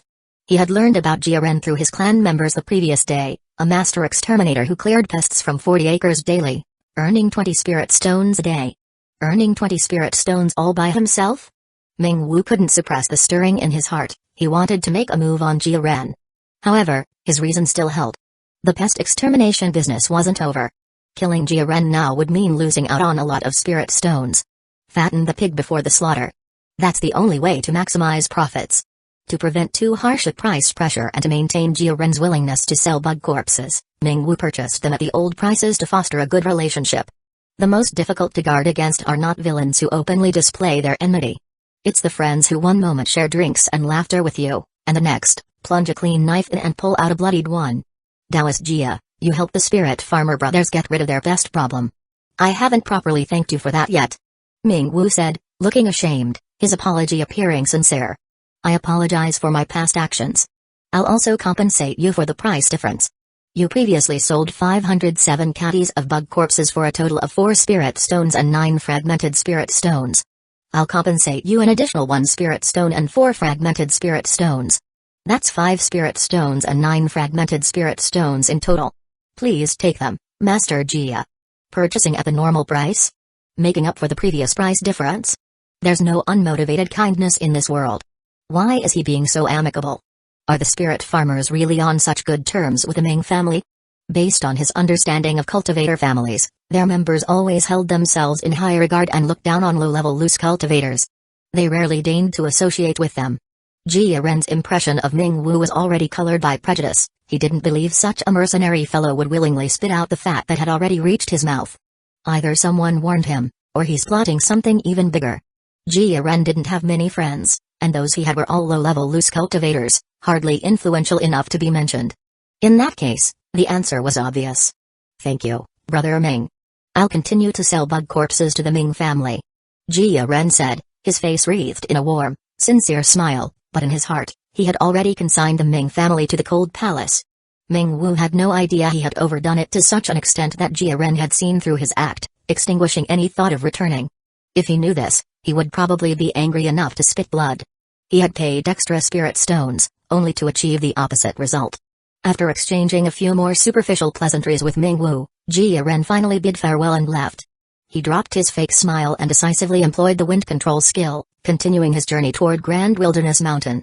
He firmly decided never to set foot within the Ming family's territory again. Earning so many spirit stones from pest extermination must have attracted the attention of other loose cultivators. Perhaps even some of the spirit farmers harbor ill intentions. Just because I'm safe for now doesn't mean I'll always be safe. They haven't made a move because I can still be used to earn spirit stones through pest extermination. The day the insect calamity ends will be the most dangerous time for me. After Ming Wu's reminder, the fog in Jia Ren's mind dispersed, and clarity dawned. One easily misses the bigger picture when directly involved. Earning a large amount of spirit stones daily, I overlooked the potential risks. This was different from collaborating with middlemen in private transactions, where few would know the exact number of spirit stones he made. It was also unlike setting up a stall, where the location changed daily. Unless someone watched him at all times, no one would know how many spirit stones he earned. Pest extermination was different. Every spirit stone earned was visible, making it easy for spirit farmers and other scheming cultivators to know exactly how much he made. Sigh, life as a low-level cultivator is too difficult. Never mind the constant scheming and infighting, just earning spirit stones requires constant vigilance. A moment's carelessness could mean death. This damn world. Jia Ren couldn't help but curse vehemently. After venting his frustrations, he regained his composure. No matter what, life had to go on. To change things at the root, strength was essential. If I had the strength of the Qi Refinement 7th level, how many cultivators would dare to target a late-stage Qi Refining cultivator for mere pest extermination fees? It's time to increase my strength. I'll earn one more sum of spirit stones, then leave early before the insect calamity ends. Once I've earned enough cultivation resources, I'll spend the next period cultivating in peace. Jia Ren finalized his future plans and returned to his dwelling in the northern city area of the Great Wilderness Market. After another busy day of pest extermination, Jia Ren sold all the bug corpses in the market at a price of one fragmented spirit stone for 12 catties. Although the price was low, it bought him peace of mind. It's becoming more and more unsafe lately. Compared to the stability of Grand Wilderness Mountain, the Great Wilderness Market was not very peaceful. The strange fog incident hadn't subsided. More and more cultivators were falling victim to it, and the number of infected was growing. In recent days, the number of loose cultivators had noticeably decreased, with most choosing to remain in seclusion. The price of evil warding talismans had soared. As the strange fog incident continued to develop, prices kept rising. Now, a single talisman cost 40 spirit stones, an amount unattainable for low-level loose cultivators. Jia Ren had already used the spirit stones he earned to buy 2 evil warding talismans, one for 15 and another for 20 spirit stones, thus avoiding the current inflated prices. Buying an evil warding talisman for 40 spirit stones, unless it's an absolute necessity, is simply being a sucker. With 6 evil warding talismans on hand, he could sell them at the current high price and get 240 spirit stones. He wouldn't sell. Spirit stones are important, but safety is paramount. Jia Ren had no intention of selling even a single evil warding talisman. Back in his stone house, Jia Ren cooked a pot of spirit rice as usual and ate it with some monster beast meat. These are troubling times. I originally planned to go into seclusion for cultivation after the pest extermination ends. I should buy more spirit rice as reserves. The best place to buy spirit rice was Grand Wilderness Mountain. The quality there was good, and as a master exterminator, he even received a discount. As Jia Ren ate the soft, sticky, and sweet spirit rice, his mood improved considerably. Before he could finish his meal, a knock came from the door of his stone house. Who could it be? It couldn't be someone looking for a free meal. Zhu Lezi was long dead. Jia Ren didn't hurry to open the door. Instead, he summoned the corner worm from his spirit beast bag to guard him. He then peered outside by looking at the reflection in a small mirror he had placed near the window. Standing outside was a familiar woman, the female cultivator who ran the seafood business in the back rooms. Has this line of work become so competitive already? She's even making house calls now? Chapter 25 to 25 Perilous World. Do you need something, fellow Taoist? The female cultivator was likely trying to flaunt her charms again. While pleasing to the eye, it posed a significant test to one's resolve. Jia Ren had bought quite a few evil warding talismans. With the leftover spirit stones, he still needed to purchase cultivation resources and had no intention of squandering them. The night is deep. It's inconvenient to entertain guests. Taoist Jia, it's really urgent. Our area is not safe. Not safe? Could it be true? Don't scare me. Has something big happened recently? Jia Ren, busy with his work in the Grand Wilderness Mountain and the Great Wilderness Market, was always somewhat out of touch with the latest news. Since it concerned his safety, he had to pay attention. Fellow Taoist, please continue speaking from outside the door. The risk from the woman at the third level of chi refinement was not significant. Being involved in making money from her bed, she likely wouldn't engage in dangerous schemes of robbing or harming. Even so, Jia Ren had no intention of opening the door. He asked for information through the stone door. A disaster has occurred. I beg you, you must help me. Her words were incoherent, and her beautiful face was stained with tears. It seemed as if she had just encountered something terrible, invoking pity. Please, let me stay here, protect me for a few days. I'm willing to do anything. The stone door showed no sign of opening. Jia Ren's heart was as cold as iron, causing the female cultivator's own heart to sink to the depths. If you protect me for a few days, I can give you an evil warding talisman. An evil warding talisman? If it had been 2 days ago, he would undoubtedly have been tempted. But now, Jia Ren held 6 evil warding talismans. As long as he didn't court death, they were enough to ensure his safety. There was no need to take unnecessary risks for one talisman. The fact that the female cultivator was willing to use an evil warding talisman, worth 40 spirit stones, to exchange for safety proved there was real danger. First, make clear what happened. Jia Ren was mainly concerned about the safety of this area. If it was all alarmist talk, he would simply send her away. Someone put a severed hand in my house. A severed hand? Jia Ren couldn't help but feel somewhat speechless. Scared by a severed hand like this? Has she never seen a corpse? Is it a case of vicious competition among peers? Or dissatisfaction from a client, leading to a severed hand as a bad review? There's bizarre evil chi on the hand. I don't know who threw it over, trying to infect me. More and more loose cultivators are maliciously spreading bizarre evil chi, and many people have been affected. Bizarre evil chi being maliciously spread to loose cultivators? Jia Ren was shocked, his mood unsettled for a long time. Although the atmosphere of the Great Wilderness Market was poor, it could at least guarantee a certain degree of safety. With the 5 Elements sect law enforcement team's deterrence, bizarre cultivators were restrained and dared not act recklessly. Otherwise, why would loose cultivators spend a spirit stone to rent a room in the outer city district? Safety is very important. And now, the sense of security that had been established for so long was gradually crumbling. Take me to see. Jia Ren didn't just take the female cultivator's word for it. He had her lead the way while he controlled the mosquito to follow. A moment later, he finally pushed the stone door open and followed behind. Using the mosquito to confirm there wasn't a honey trap ambush waiting, he then stepped into the female cultivator's residence. The stone house was far more delicate than those of male cultivators, the air fragrant with the scents of rouge and flowers. Following the aroma, one could see colorful and beautiful unidentified flowers displayed by the windows. Glancing past the unnecessary details, by the flickering dim candlelight, he saw a withered severed hand on the stone table. Spirit eye technique. Jia Ren's eyes glowed with white light, revealing every minute detail of his surroundings, and he could see things normally invisible. On the severed hand, just as the woman had said, was a bizarre evil chi. Could it be you've provoked some enemy? The female cultivator quickly shook her head, her voice tinged with barely concealed fear. Many loose cultivators have gone mad. The price of evil warding talismans is getting more expensive, and loose cultivators can't afford them. After being infected with bizarre evil chi and losing hope for survival, they become almost frantic. Many loose cultivators infected with the bizarre evil chi are taking revenge on their enemies, and some are maliciously spreading it to the market, resulting in an increasing number of innocent victims. The situation is getting worse and worse. Many are driven mad with rage, seizing the opportunity for revenge, wanting to infect more people. She recounted what she had seen and heard in detail. Jia Ren's face turned ugly. When he went to the market before the hour of Mao, only the number of loose cultivators had reduced. The problem had seemed minor. In just one day, the situation had deteriorated to this extent.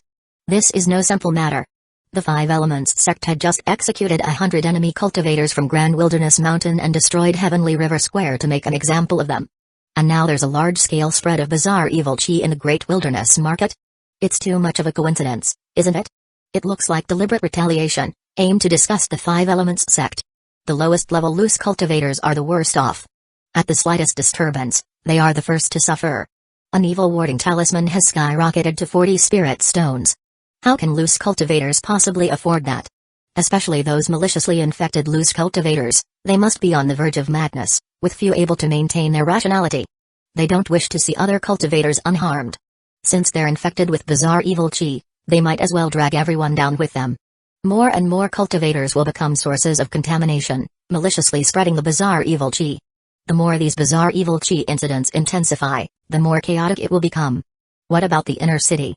How will the Five Elements sect deal with it? With this bizarre evil chi affliction being such a serious issue, how will the Five Elements sect handle it? The inner city is now sealed, strictly prohibiting entry and exit. The inner city is the core of the Great Wilderness Market, which the Five Elements sect is determined to protect. As for the outer city, I fear they won't care about our lives at all. The female cultivator had thought of going to the inner city, but unfortunately, there was no chance now. The protective formation has been activated, leaving no way in. They're abandoning the lowest level loose cultivators? Jia Ren already had the answer in his heart. The lowest level loose cultivators are like leeks, cut down batch after batch. There will always be more loose cultivators coming to Great Wilderness City. The old are gone, and new ones will come. If they can keep the inner city of the Great Wilderness Market stable, the chaos in the outer city won't shake their foundation. Thank you for the information. Jia Ren secretly felt fortunate that he knew the ins and outs of the situation. Otherwise, even with 6 evil warding talismans, he wouldn't be able to withstand the constant depletion. The inner city. It's a pity he didn't go to the inner city with Yang Shengwu. As long as you, fellow Taoist, protect me through this crisis, I am willing to offer up an evil warding talisman. An evil warding talisman costs 40 spirit stones. Jia Ren glanced at the female cultivator and shook his head. I don't lack evil warding talismans for now. You should find someone else. He appreciated the information provided by the female cultivator but was unwilling to take on a burden. One more person, one more problem. You. The female cultivator glared at Jia Ren, both angry and annoyed. Trying to raise the price, is he? Her daily expenses weren't small, business was unstable, and with only her limited savings, she had purchased 2 evil warding talismans and found it difficult to offer a higher price. Jia Ren didn't negotiate with her. He decisively returned home and firmly closed the stone door. I must prepare more. The underground chamber must be completed more quickly. Jia Ren looked down at the stone bed, where dozens of corner worms were busily drilling into the narrow tunnels, occasionally bringing up soil from below. He used a storage bag to scatter the soil in inconspicuous places. With 1 or 2 more days of diligent work, the underground chamber should be finished. I hope nothing goes wrong. A slight premonition stirred him. Jia Ren, looking through the window, saw the female cultivators seeking help from other stone houses. Not all cultivators were as insensitive as Jia Ren, not to mention the lure of an evil warding talisman. That Jia is such a coward. You, fellow Taoist, are truly noble and principled. The voice gradually faded, barely audible. Jia Ren paid it no mind and didn't continue to grind for a higher proficiency level that night. Unable to ensure there would be no danger tonight, it was best to keep his spiritual power at its peak. In case of trouble, he would have the power to protect himself. As night deepened, Jia Ren ultimately couldn't avoid what was coming. The stone door was violently kicked open, triggering an explosive trap and igniting a burst of flames. Chapter 26-26 Nighttime dual trouble has come knocking at my door. A moment before the enemy arrived, Jia Ren sensed them first through the mosquitoes he had stationed outside. He had hoped the other party was just passing by, but he couldn't avoid the encounter. Tonight would be his first battle with a cultivator. Jia Ren didn't look at the stone door but quickly moved away from the window. The enemy is breaking the door to draw attention to the main entrance, intending to follow with a surprise attack through the window. It's a game of information asymmetry. A regular person's focus would be on the doorway upon its breach, subconsciously neglecting danger coming from other directions. Unfortunately, this trick is useless against me. I've already seen through it with the help of the mosquitoes I set up. Boom. The window shattered, and a flying dagger shot through the opening, carrying an explosive talisman that was in the process of activation. Boom. The ordinary flying dagger exploded into fragments, sending shards scattering in all directions. Jia Ren had already raised his defenses. A yellow-green spirit shield enveloped his entire body, leaving no blind spots. A yellow-green, turtle shell-like spiritual armor manifested over him, protecting his vital areas while leaving his limbs and head exposed. In a short amount of time, 2 defensive spells were active. With the turtle prime spirit armor, breeze robe, and spirit shield providing 3 layers of defense, and the green spirit shield a middle-grade defense magical implement ready to be activated at any moment, his sense of security greatly increased. The iron fragments and shockwaves from the explosion slammed into the turtle prime spirit armor and spirit shield, causing faint ripples but failing to penetrate. Explosive talismans are low-level talismans with mediocre lethality. Their shockwaves are merely very weak. The invader didn't intend to inflict damage with the explosive talisman but instead sought to create chaos. The target lacks extensive combat experience. Sudden changes will surely throw him into disarray. Cloaked in nightcloth, the bizarre cultivator took advantage of the explosion's cover to burst through the window into the stone house. The newcomer's face was obscured, but he immediately targeted Jia-Ren. His body flashed with spiritual light, ready to attack. Boom! An explosive trap set at the window detonated, unleashing a scorching wave of fire. Unable to cast a defensive spell in time, the bizarre cultivator resorted to a defense talisman, conjuring an aura shield. The explosive trap's power was limited. Against someone already using protective spells, it posed no real threat. A beam of golden light shot out from Jia-Ren's fingertips. Seizing the moment during the explosion, he unleashed the metal finger technique. The aura shield crumbled like paper under the metal finger technique, pierced with a single touch. It was unable to withstand a blow from the Grandmaster level metal finger technique. Following the metal finger technique, Jia-Ren's second attack was not another metal finger technique but a lime bag.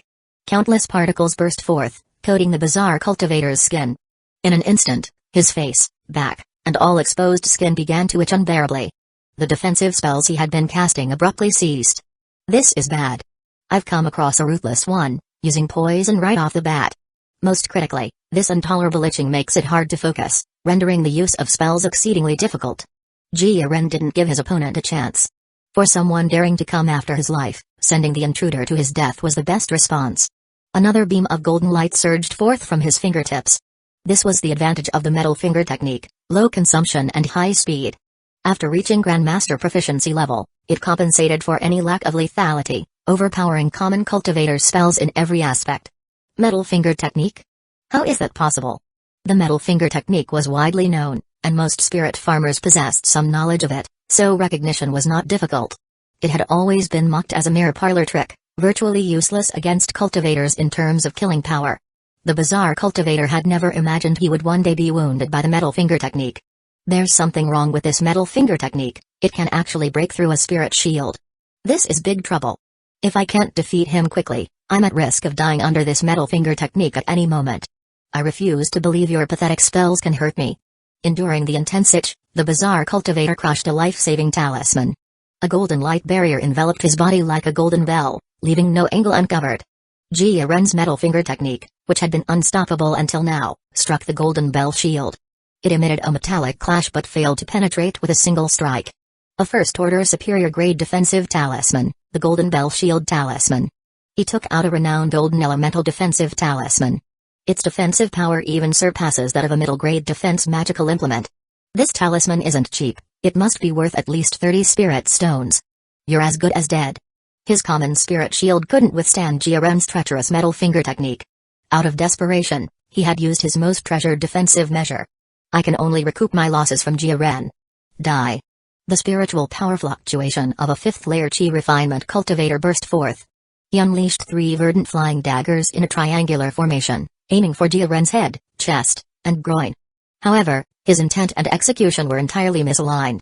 Unable to concentrate, his verdant flying daggers' magic artifacts fluttered about erratically, like drunken birds, failing to inflict effective damage. This is infuriating. Damn poison.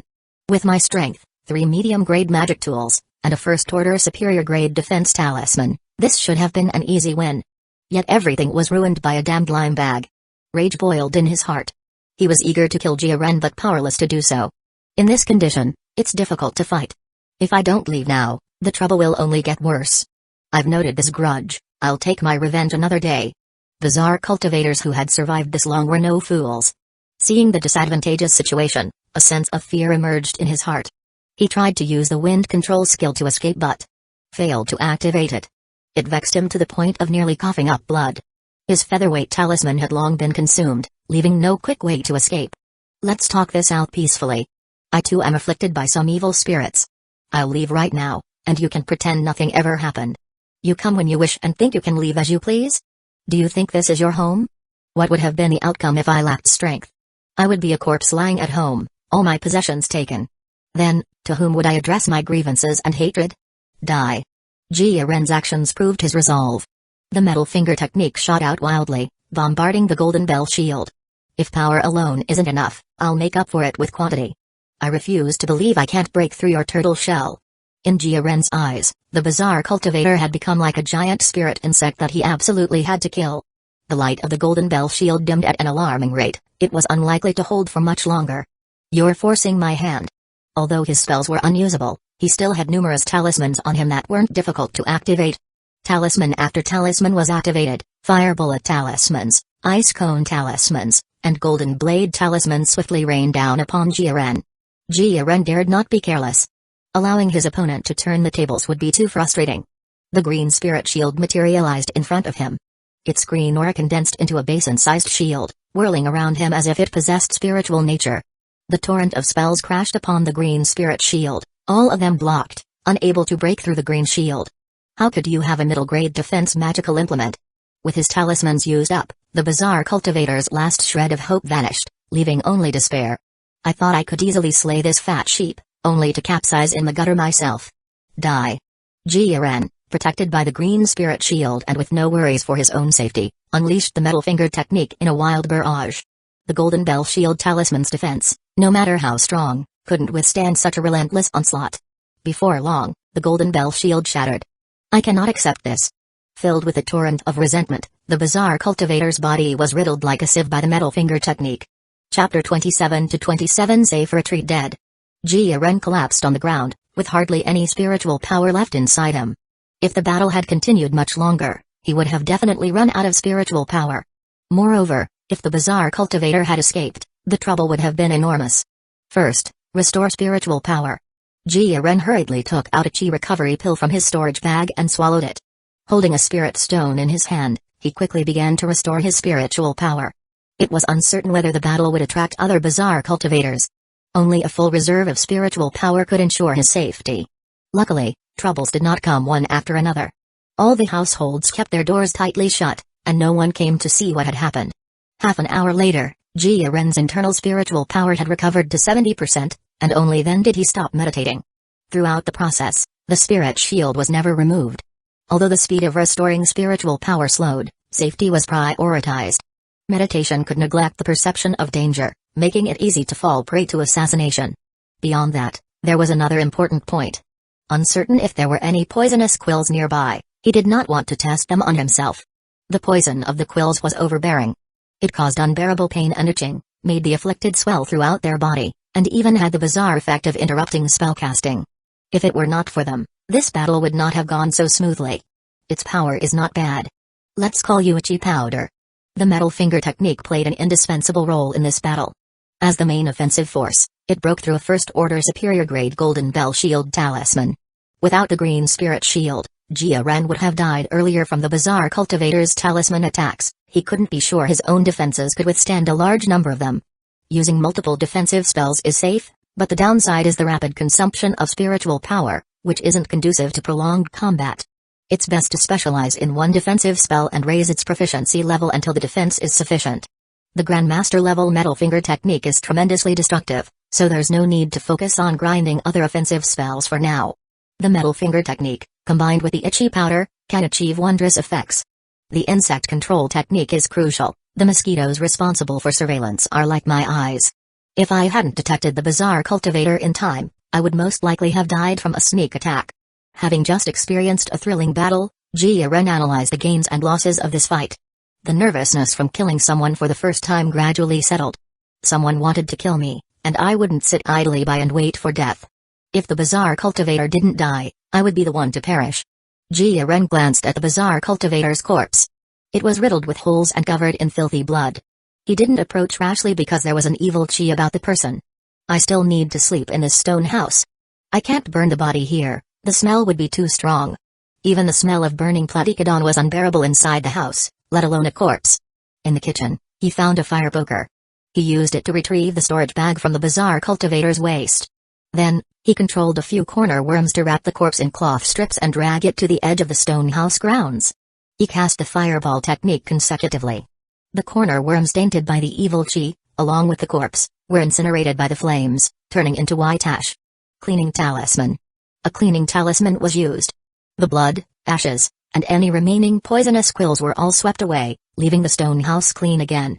Except for the residual marks from explosions and blades, as well as the cookware, wooden table, and stone chairs destroyed in the battle, everything looked as it did before. Spirit eye technique. His eyes shone with a white light as he scanned the storage bag and the 3 verdant flying daggers' magic artifacts. A faint trace of bizarre evil chi lingered on them. It showed no signs of spreading and was slowly dissipating. It would soon vanish completely. Does bizarre evil chi rely on living beings to survive? Jia Ren recalled the loose cultivators infected with bizarre evil chi. Over time, the chi afflicting them grew stronger until they died. Was the bizarre evil chi on the magic artifacts and storage bag due to long-term contact with cultivators? Now that the source of contamination was gone, was it slowly disappearing? It's good that the bizarre evil chi can dissipate. Otherwise, I'd really have to consider whether it's worth using an evil warding talisman. Jia Ren had the corner worms drag the 3 verdant flying daggers' magic artifacts and the storage bag to a side room. He then personally destroyed the few corner worms involved and finally breathed a sigh of relief. He reset the explosive traps and confirmed the defenses were secure. Having just survived a life-and-death battle, Jia Ren was exhausted in body and mind and fell into a deep sleep. The night passed without incident. He woke up early as usual, feeling refreshed and full of energy. Jia Ren glanced at the stone house, now worn and tattered from the battle, and hesitated about whether to change his living quarters. The market is too chaotic. What if I rashly move and end up in a den of bizarre cultivators? The nearby loose cultivators are familiar, so it's comparatively safer here. How can I effectively prevent bizarre cultivators from targeting me and avoid similar troubles? Formations. With a guardian formation, weaker bizarre cultivators wouldn't dare to seek their own doom here. However, formations are exorbitantly priced, simply unaffordable. Besides, even if I wanted to buy one now, there's no opportunity. Formation-related shops are all in the inner city, and with the inner city closed off, it's impossible to purchase one. I've got it. Make the stone house look even older, abandoned. The main reason bizarre cultivators come knocking is that the stone house shows signs of human activity. If I make it appear long uninhabited, I can avoid trouble to the greatest extent. Who would bother robbing a stone house that looks like it hasn't been lived in for ages? Jia Ren restored the repaired parts of the stone house to their previous dilapidated state, planted weeds, and made it look overgrown. He used the turtle breath technique to conceal his aura and filled his pockets with dirt to cover his tracks. For added realism, he deliberately found several spiders and controlled them to weave webs in conspicuous places. Jia Ren looked towards his brand new home. The stone house was dilapidated, with drafts seeping in from all sides. Weeds grew untamed in front, devoid of any signs of cooking fires or recent habitation. The interior was draped in cobwebs, with a thin layer of dust covering the ground. At a glance, it was obvious the place had been uninhabited for a long time. The effect is good. But this doesn't guarantee absolute safety. It's best to prepare an escape route. In case I get trapped in the stone house, I can still escape in time. An underground tunnel was already part of his plans. With the corner worms working day and night, constructing it wouldn't be difficult. Another exit. Jia Ren searched the vicinity and found another stone house, similarly long abandoned. Insect control technique. As Jia Ren walked towards the dilapidated stone house he had chosen, a corner worm began digging a narrow tunnel 3 jong beneath his feet, continuously extending it forward. In the pitch blackness of the underground tunnel, some crookedness in the excavation was inevitable. Using his own position as a guide, he controlled the corner worm's direction to prevent the underground passage from deviating too far from its intended course. After the corner worm had dug out a main pilot tunnel, the remaining task was to expand it. Taoist Jia, I didn't expect you to still be alive. A female cultivator emerged from the stone house in front, emptying a basin of water. Her face glowed with health. She seemed to have been recently satisfied, exuding the charm of a mature woman. My skills were a notch better, so I was fortunate enough to win. The commotion from last night's battle was too loud to have gone unnoticed by others. The female cultivator had previously been relieved not to have accompanied Jia Ren. But seeing him safe and sound, her thoughts changed once again. In this chaotic world, it's always better to follow the strong than the weak. Taoist Jia is formidable. I, Ji, am truly in awe. A short, Chubby man with a cultivation level at the 3rd level of chi refinement emerged from the stone house behind the woman. He always greeted others with a wide smile. His gaze towards Jia Ren was filled with reverence. Those who dare to ambush and kill in the middle of the night are ruthless individuals.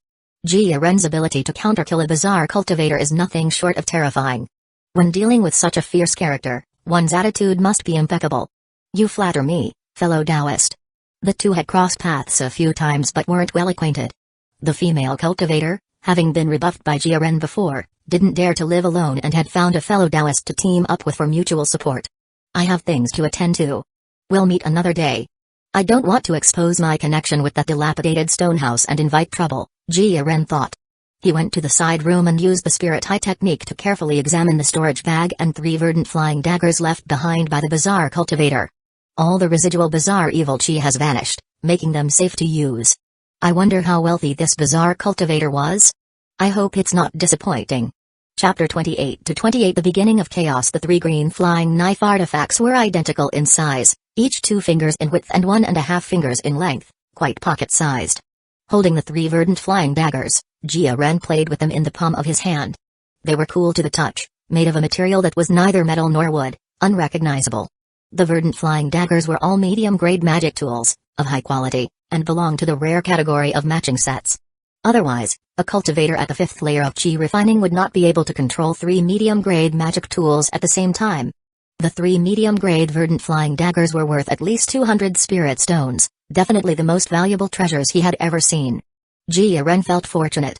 If he hadn't insisted on buying the consumable magic artifact, the green spirit shield, and had only relied on a low-grade defense artifact, he definitely wouldn't have withstood the attacks from 3 medium-grade magic tools. Yesterday's cause, today's effect. Jia Ren solemnly put away the 3 daggers and turned his attention to the storage bag. The storage bag was not the rumored storage magic artifact that could recognize its owner. It had no prohibitions and could be used by anyone who obtained it. Jia Ren emptied the contents of the storage bag onto the ground, resulting in a clutter of assorted items. He tossed aside the useless objects and focused on the items imbued with spiritual energy. In total, there were 25 spirit stones and 8 fragmented spirits.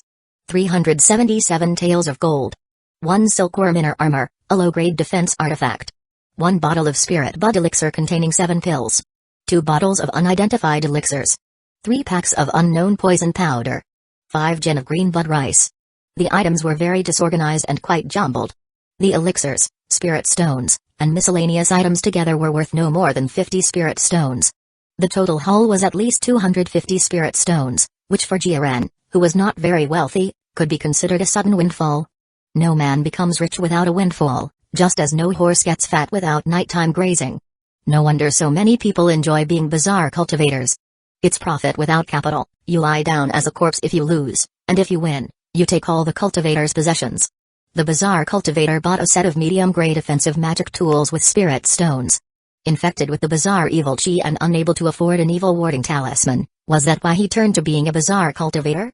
Infected with bizarre evil chi and lacking enough spirit stones to purchase an evil warding talisman, one couldn't help but doubt his motives. He must have harbored the intent to kill upon possessing powerful weapons. Instead of thinking about selling the magic tools for an evil warding talisman, he turned to robbery. Indeed, one shouldn't hold too many expectations for the human heart in a perilous world. Compared to that, loose cultivators who are so impoverished that they could never afford an evil warding talisman are the truly pitiable ones. The world is in chaos. I need to ensure my own safety. I'll hold off going to Grand Wilderness Mountain for now. I'll replenish my supplies before planning to enter seclusion for cultivation. Jia Ren still had over 40 gin of spirit rice, barely enough to last him more than 10 days. The chaos caused by the bizarre evil chi will likely not be resolved in just 10 days. His reserves were insufficient. Beyond that, he wanted to purchase turtle demon beasts and make turtle spirit ointment. I'll first visit the market to take a look and gather some intelligence. Jia Ren cast an additional layer of spirit shield for defense, both to prevent sneak attacks and to avoid infection by the evil chi. As usual, he used the wind control skill, hurrying towards the market. The northern district market had become even more desolate, with the number of loose cultivators setting up stalls reduced to 1/3 of the peak period. The few stalls there were spaced far apart, unwilling to get close to each other. Where is the market's supervisory staff? The market supervision personnel were stationed at the most conspicuous part of the market, specifically collecting stall fees from loose cultivators. The stone house was empty, the steward nowhere to be found. The law enforcement office has moved back to the inner city. The outer city has been abandoned long ago. Fellow Taoist, buy a magic artifact for self-defense to take back with you. The eagerly selling loose cultivator gave Jiaren a tip while pitching the magic artifacts on his stall. There was a wide variety of magic artifacts, quite disorganized, not crafted by the hands of a single artifact refiner. The prices weren't cheap, compared to the previous days, they had increased by an average of 50%. If one wished to sell magic artifacts, now was a good time.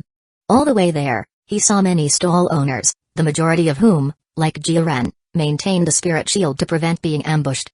This was to avoid being robbed of their possessions and treasures. Thieves were more rampant than before, a veritable disaster. The outer city could maintain order and safety only thanks to the power of the Five Elements sect. Without the law enforcement office, it's hard to imagine the outer city not falling into chaos. With no deterrent, bizarre cultivators rob without punishment. The cost of violating morals and order is negligible. Everyone pursues their greatest benefit. If a man doesn't fend for himself, heaven and earth will destroy him. Get lost. Jiaren brandished his magic sword, scaring away the encroaching thieves. He couldn't stay in the market for long. He rushed to the familiar meat vendor's stall, only to find it empty, the butcher nowhere to be seen. No hope of getting Turtle Demon Beast now. Jiaren shook his head with a sigh, his plan to get Turtle Spirit Ointment thwarted again. Chaos also represents opportunity. Faced with crises, those loose cultivators with poor risk resistance might sell off their possessions, and the likelihood of them selling inheritances of the four arts of cultivation increases. At this thought, Jiaren's eyes lit up. He quickly scanned each stall, searching for possible inheritances of these skills. Unfortunately, the result was disappointing. After searching the whole market in the northern district, he found nothing of relevance.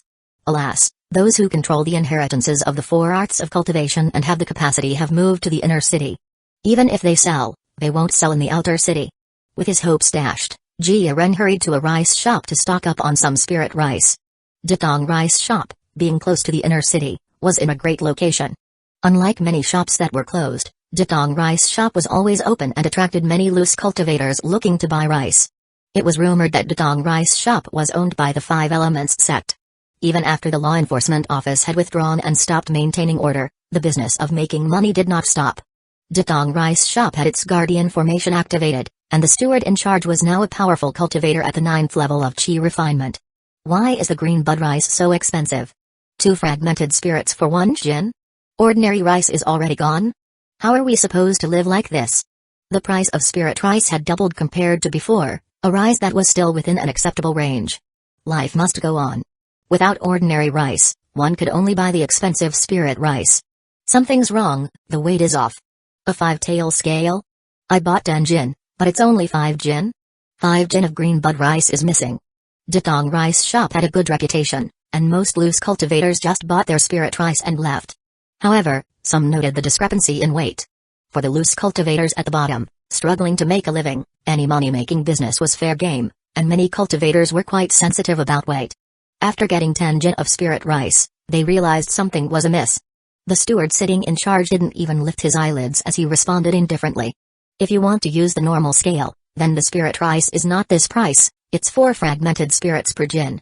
Take it or leave it. If you cause trouble, believe it or not, I'll cut off your head with 1 strike.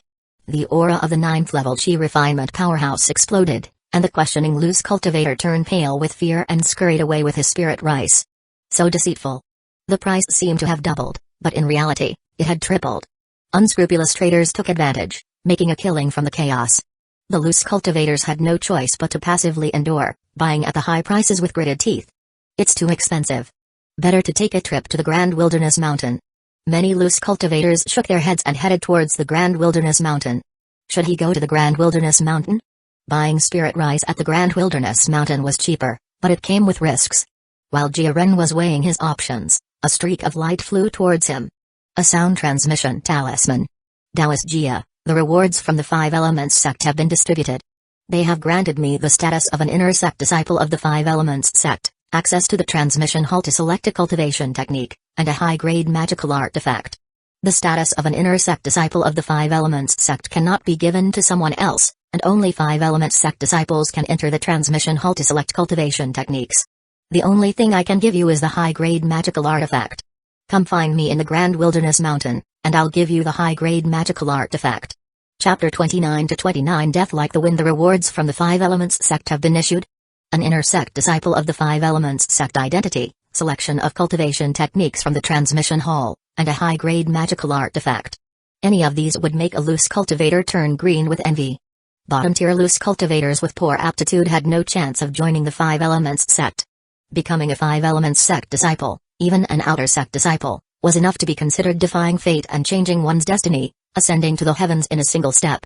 This was not to mention becoming an inner sect disciple of the Five Elements sect. The cultivation techniques in the transmission hall were far beyond what common merchant guilds offered.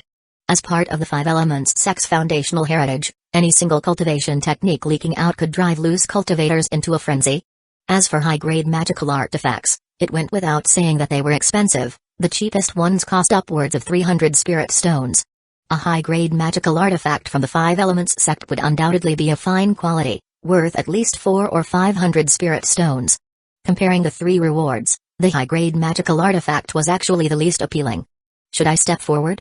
As the discoverer of the insect plague, would the astonishing rewards bestowed by the Five Elements sect belong to me? Jia Ren shook his head, banishing the dangerous thought from his mind. Wealth is important, but safety is paramount. With the proficiency panel, my future is promising. There's no need to take risks for what will seem like trivial gains 100 years from now. Besides, the Five Elements sect might not be stable. The hidden forces are not weak, otherwise, the Five Elements sect wouldn't have abandoned the outer city. To go or not to go? Of course, I'll go. Jia Ren didn't want to buy spirit rice at 4 times the price and had been hesitating about making a trip to Grand Wilderness Mountain. Having just slain a bizarre cultivator last night, his confidence had surged. Jia Ren was willing to take the risk, and most importantly, his wind control skill was on the verge of a breakthrough. First, I'll level up the wind control skill. Wind control skill proficiency +1. 4 hours later, Jia Ren sat cross-legged, recovering his depleted spiritual power. Looking at the proficiency panel again, the wind control skill entry had changed. Wind control skill, Grandmaster, 1 out of 800, finally, I've reached Grandmaster level. Jia Ren exclaimed. All that hard work, day and night, wasn't in vain. The wind control skill was different from the metal finger technique and the insect control technique, its proficiency improved more slowly. But hard work pays off. After diligent effort, his wind control skill had finally reached Grandmaster level. Once he reached the limit of Grandmaster level and used a skill breaking point, he could ascend to an even higher realm in one go. This is truly exciting. With his wind control skill breaking through to Grandmaster level, Jia Ren's confidence soared. He suspected that even a late-stage Chi cultivator wouldn't be able to keep him from escaping. Leaving the outer city of Great Wilderness Market, he sprinted at full speed into the distance. He moved like an immortal riding the wind, his speed unparalleled. Ordinary people would only feel a gust of wind sweep past, seeing no trace of him. The Grandmaster level wind riding technique, combined with the breeze robe, made his speed more than 6 times that of an entry-level practitioner. Jia Ren felt secure. With this kind of speed, he had nothing to fear from bizarre cultivators on the road. Compared to usual, the area outside the Great Wilderness Market was chaotic. From time to time, one could witness life and death struggles between cultivators, fighting fiercely over benefits. There were even corpses of cultivators lying on the ground, their Taoist robes stripped and valuables gone. The bodies lay uncollected, exposed in the wilderness. Chaos had erupted, and great turmoil was imminent. The outer city of Great Wilderness Market still maintained some restraint. The bizarre cultivators there didn't want to be constantly backstabbed by their peers and live in perpetual danger. For them, the real frenzy began after dusk. The area outside the Great Wilderness Market was completely different, a stage where the law of the jungle, the strong preying on the weak, played out at any moment. Jia Ren activated his spirit shield and accelerated at full power towards Grand Wilderness Mountain. Another one heading for Grand Wilderness Mountain. Leave your life behind. An ice spike, exuding a chill, shot from behind at high speed. A spell, the ice spike technique. A large, glowing spirit net descended from before Jia Ren, about to envelop him.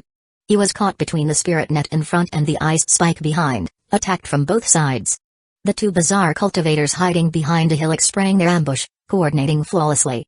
Even if he used magic artifacts and spells to defend, he would be ensnared by the net of law, trapped like a turtle in a jar. Facing the subsequent bombardment of magic artifacts and talismans, he simply wouldn't last 30 breaths.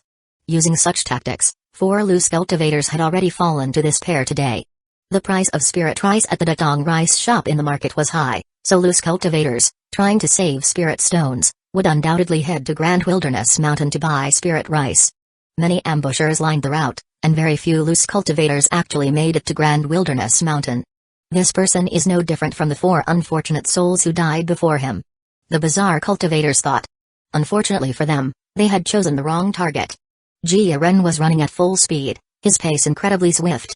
The descending spirit net missed its mark. By the time it fell, he was long gone. The ice spike trailed behind Jia Ren, never able to catch up. The 2 bizarre cultivators, who had been gleefully awaiting their spoils, were dumbfounded. What? It can't catch him? Indeed, the ice spike couldn't catch up to Jia Ren as he rode the wind. They stared at Jia Ren's retreating figure for a long while, unable to snap back to reality. In their many years as bizarre cultivators, they had faced many strong foes, but they had never seen anyone run this fast. Even spells can't catch him. He is too incredible. Ah, forget it. Let's find another one. One of them muttered. The 2 bizarre cultivators acted as if nothing had happened and continued to lie in wait. When Jia Ren saw the ice spike and the spirit net falling, he was inwardly frantic. Even though he had just survived a life and death struggle the night before, his combat ability was barely better than that of a beginner. Especially when facing an ambush by 2 bizarre cultivators, his heart was in turmoil, and he had no choice but to run blindly. Unexpectedly, he had run his way to a miracle. How thrilling! He exclaimed. As long as I run fast enough, death can't catch up to me. Death is like the wind, always by my side. The Grandmaster level wind riding technique didn't disappoint. Even spell attacks can't catch me. This is astonishing. Jia Ren had made several trips to Grand Wilderness Mountain, so he was familiar with the route, and it wasn't far. Even so, he still encountered attacks from 3 groups of bizarre cultivators along the way. The outcome was no different from before. Jia Ren outpaced them all, his incredible speed quickly distancing him from the murderous pursuits. Finally here. He sighed, stepping onto Grand Wilderness Mountain once more. I always get this feeling of being reborn. His mood was entirely different this time. Grand Wilderness Mountain couldn't be called safe, the patrolling mountain guards were gone, leaving it unmonitored. The immature spirit rice had also been ravaged, and the spirit fields were a mess. It was hard to imagine that only 12 to 14 hours had passed since Jia Ren last left. Grand Wilderness Mountain also had a response. Several spirit farmers had gathered to patrol, protecting their own property. Master Jia has arrived. The Great Wilderness Market is so dangerous, yet you are still willing to come. The spirit farmers are deeply grateful for your great kindness. The insect plague hadn't been completely subdued. Jia Ren's risky trip from the Great Wilderness Market to Grand Wilderness Mountain had indeed moved the spirit farmers. The insect plague will end soon, no need to worry. Jia Ren said, busy with pest control. The spirit farmers weren't idle either, looking everywhere for help.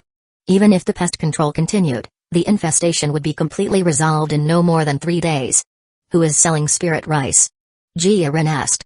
Uncle Wu Bao is selling. Taoist Jia, you can go to the west end of the mountain and see. A patrolling spirit farmer replied. Jia Ren bid farewell to the patrolling spirit farmers and headed to the west end of the mountain. He indeed encountered a familiar spirit farmer selling spirit rice, along with a few loose cultivators from the Great Wilderness Market purchasing it. The price of green bud rice had risen to 2 fragmented spirit stones per pound. The advantage was that the weight was accurate, unlike the Datong rice shop, which was known for its deceptive weighing practices. Taoist Jia, please don't come over for now. I'll give you the high-grade magical artifact after a while. Just as Jia Ren was about to purchase spirit rice, a sound transmission talisman from Yang Bingzi flew over. Has he changed his mind? Chapter 30-30 Insect Tamer Master. Did Yang Bingzi not want to fulfill his promise? It's no wonder Jia Ren was skeptical. People's hearts change easily, and there are too many instances where promises of bright futures end up being nothing but empty words. A high-grade magical artifact was definitely a huge fortune for Yang Bingzi, and giving such a precious treasure to someone else would certainly be painful. Empty promises and giving away wealth are not the same. One involves no loss, the other is like cutting flesh from one's own body. In a world where morals have decayed, there are too few who are willing to keep their word. No more thoughts, it's time to buy spirit rice. Master Jia has arrived, you're here to buy spirit rice. Just the usual price. 1 fragmented spirit stone per caddy. Jia Ren had just removed pests for Uncle Wu Bao, the spirit farmer, whom he knew very well. Why does he get it so cheap when he buys it? The loose cultivators who had just completed their purchase of spirit rice were angry. They risked robbery to come to the Great Wilderness Market in hopes of buying low-priced spirit rice, only to find prices had increased, and there were even limits on how much they could buy. The many loose cultivators who wanted to be middlemen, buying rice in the Grand Wilderness Mountain and selling it at high prices in the Great Wilderness Market, were displeased. Why should Jiren be able to buy spirit rice at the normal price? They first glared at Jiren, furious, then turned their heads to stare at Uncle Wu Bao. If you're willing to help us remove pests, the spirit farmers would also sell you low-priced spirit rice. Taoist Jia did not take advantage of our plight to raise prices. The spirit farmers are not ungrateful people. Want to make trouble? Forget about buying even a little bit of spirit rice. As more and more spirit farmers who heard the commotion gathered, they were much more united in purpose than the loose cultivators. The loose cultivators looking to cause trouble could only slink away in defeat. It's not easy for spirit farmers to earn spirit stones, so we need to let you earn some too. Buying spirit rice at a fair price was good, but Jiren didn't want to benefit too much from it. Rest assured, Taoist Jia, we've got clear vision. Yang Bingzi's mind is certainly not that sharp. We understand some things very clearly. The spirit farmers were no fools, they were already well aware of Yang Bingzi's capabilities. Be it discovering the insect disaster was man-made or the loans of spirit stones from Heavenly River Square, neither were things Yang Bingzi could have achieved. The two incidents had a great impact on the spirit farmers, not to mention that Jiren was willing to remove pests for them at a fair price. No matter what, the spirit farmers were not willing to make an extra profit off Jiren. The spirit rice is from our collective stockpiles, we can gather a little over 3,000 caddies at most. Even if we take it to the Great Wilderness Market to sell, we have no complaints. The new rice hadn't matured yet. The spirit rice available was from the inventory of over 100 households, totaling a little more than 3,000 caddies. Buying at 1 fragmented spirit stone per caddy and selling at 3 fragmented spirits in the Great Wilderness Market should pose no problem. Slightly more than 3,000 caddies of green bud rice could earn at least 600 spirit stones. No need, 500 caddies will suffice. Jiren had no intention of being a middleman, as traveling back and forth to the Great Wilderness Market was too risky. 500 caddies of spirit rice would fill the 2 storage bags he had on hand. The remaining storage bag was needed for magical artifacts, elixirs, poison packs, and other miscellaneous items, so it couldn't hold any more spirit rice. A stock of over 500 caddies could last at least half a year. If the trouble couldn't be settled in half a year, another solution would be necessary. Moreover, in half a year, the new rice harvest would have long been on the market. That'll be 50 spirit stones total. Jiren paid promptly for the spirit rice he acquired, receiving over 530 caddies of relatively superior quality. He got the best quality spirit rice at a low price, and even more in quantity. The goodwill he had unwittingly shown had finally brought him some reward.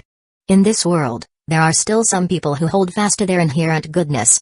Jiren paid the spirit stones readily, thinking of helping another family with pest removal. As the situation worsened, the insect tamer masters hired by the spirit farmers could no longer continue pest removal. They also had to organize mountain patrols to prevent loose cultivators from stealing and damaging the spirit rice, leaving them unable to address the pest infestation. The capable must do more work, and Jiren did his best to minimize the losses for the spirit farmers. After Jiren dealt with the pest issue in 20 acres of spirit field, the sky grew dark. He turned down the spirit farmers' offer to stay overnight.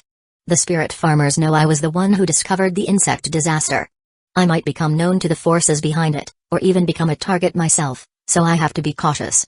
Tomorrow, I will not come. Safety is the most important. Taoist Jia, I've been waiting for you for a long time. It is said that you are looking for turtle demon beasts. The Ming brothers told me that their family has raised a few spirit turtles. Pick a time, and they will trade with you. Turtle demon beasts? Finally, some news.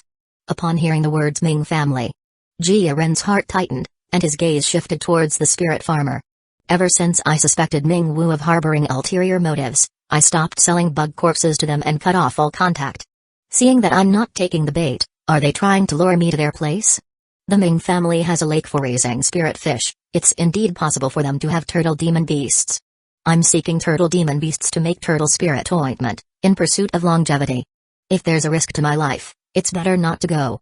Tomorrow morning at 5 Huts Mountain, be sure to be there. Jiren gave the spirit farmer a deep look. If my assumptions are correct, this person is leaking my information to the Ming family. He didn't want to startle the snake and risk being ambushed on his return, so it was best to delay if possible. Good, being able to help Taoist Jia is my fortune. Don't forget to help me get rid of the pests tomorrow. Jiren agreed with a smile, feigning compliance, before finally leaving with a laugh.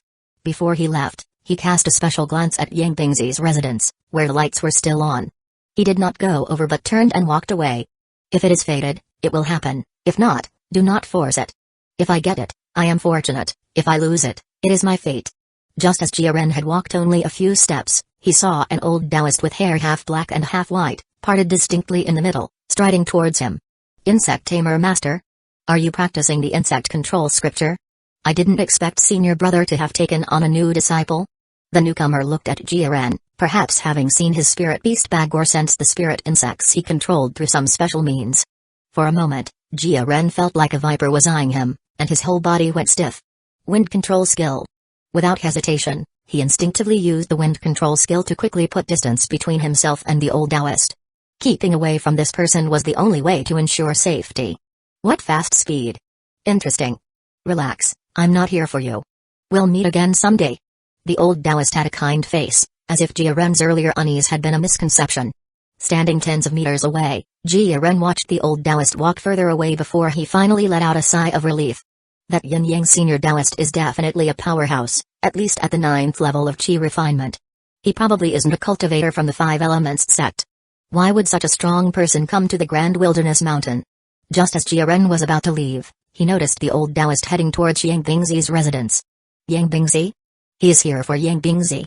The insect disaster in the Grand Wilderness Mountain, the insect tamer master. It's as if there's an invisible thread connecting everything. As the one who foiled their plan and also received a reward from the Five Elements sect, how could the forces behind the scenes let Yang Bingzi off? Retaliation was inevitable. The reward from the Five Elements sect was like roasting Yang Bingzi over a fire. Should I warn him? After hesitating for a moment, Jiren took out a sound transmission talisman, activated it, and sent it flying towards Yang Bingzi's residence. Don't mess up my plans, or I won't show any consideration for senior brother's reputation. The sound transmission talisman was crushed by a giant spiritual power hand, and the old Taoist strode rapidly towards Yang Bingzi's residence. If a 9th level of Qi refinement powerhouse wants to kill someone, no one can stop them. Chapter 31-31 Exotic Black Mosquito. Alas, I've done my best. Jiren informed Yang Bingzi via voice transmission that he had done all he could.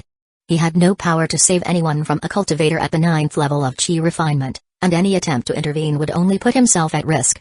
Yang Bingzi had gained benefits and thus had to bear the corresponding risks. I'll collect your corpse another day. Without any hesitation, Jiren turned on his heel and departed. Boom. Just a few miles after he departed, a burst of explosive firelight erupted in the distance. Jiren, not too far away, used his spirit eye technique to observe. Yang Bingzi's residence had been violently demolished, collapsing with a crash. Amidst the billowing smoke and dust, 3 figures leaped out from the wreckage. Ha, a big fish. 2 middle-aged men clad in Five Elements sect robes laughed heartily as they attacked the Yin-Yang senior Taoist with their magic artifacts. Yang Bingzi cautiously retreated to one side, remaining vigilant. Trap. The trap laid by the Five Elements sect specifically for the forces behind the insect calamity had successfully hooked a big fish. The two of you are no match for me. No sooner had the Yin-Yang senior Taoist finished speaking than swarms of black mosquitoes, emitting a dark glow, flew out from his spirit beast bag. They covered the sky, numbering in the hundreds. These were not ordinary mosquitoes but a unique species, the exotic black mosquitoes. They were naturally adept at breaking aura shields and possessed formidable combat power. Mosquito Taoist. The Thousand Beasts Mountain is truly an ambitious wolf. The 2 Five Elements sect cultivators recognized the exotic black mosquitoes and realized the newcomer's identity, the insect tamer master from Thousand Beasts Mountain, Mosquito Taoist. Thousand Beasts Mountain primarily focused on beast taming, their legacy in insect taming was scarce.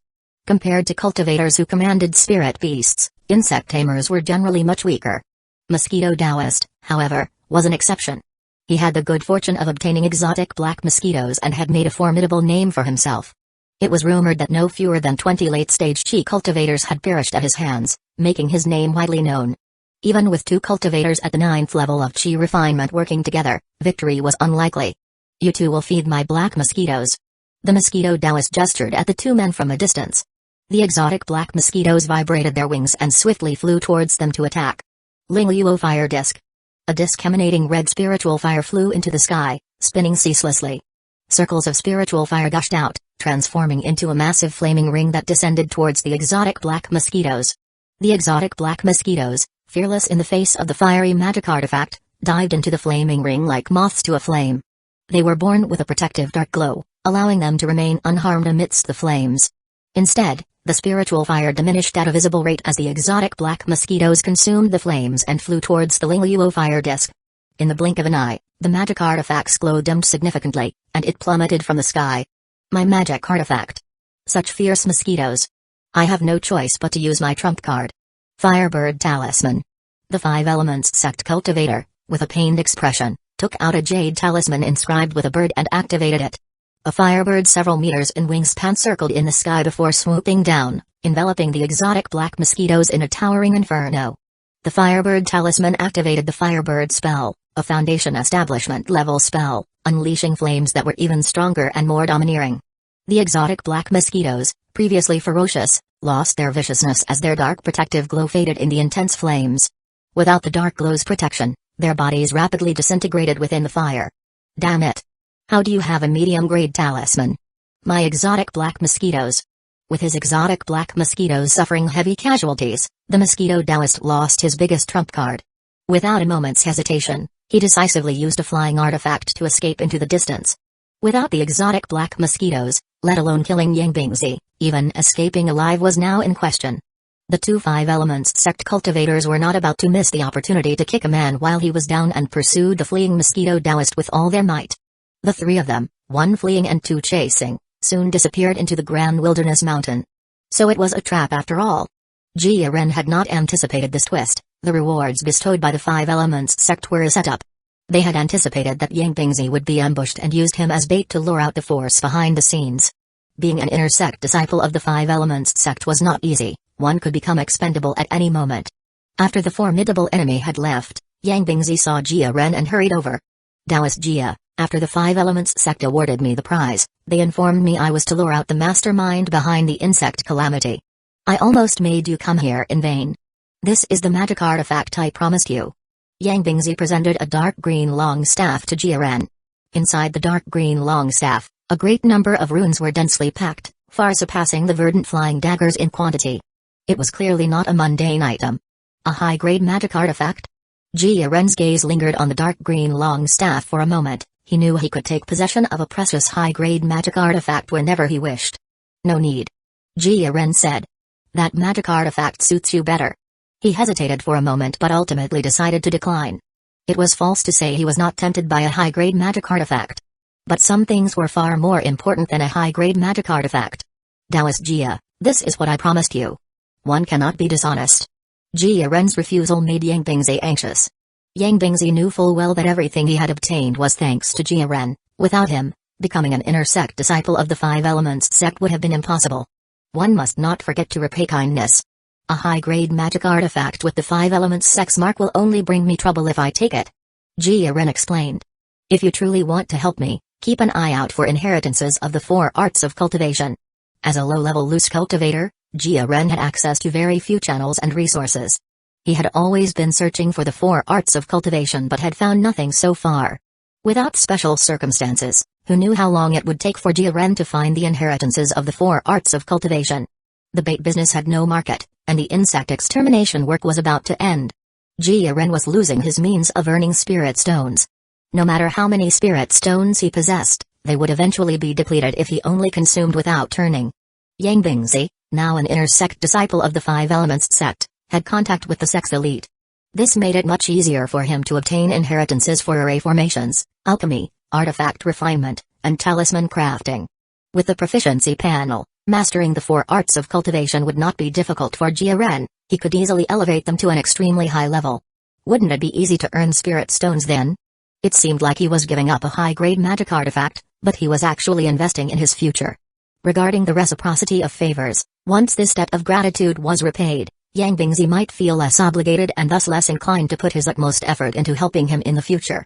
Rest assured, Taoist Jia, I will do everything in my power to help you. Understanding Jia Ren's thoughts, Yang Bingzi did not persist and assured him with a pat on his chest. Hopefully, everything would go smoothly.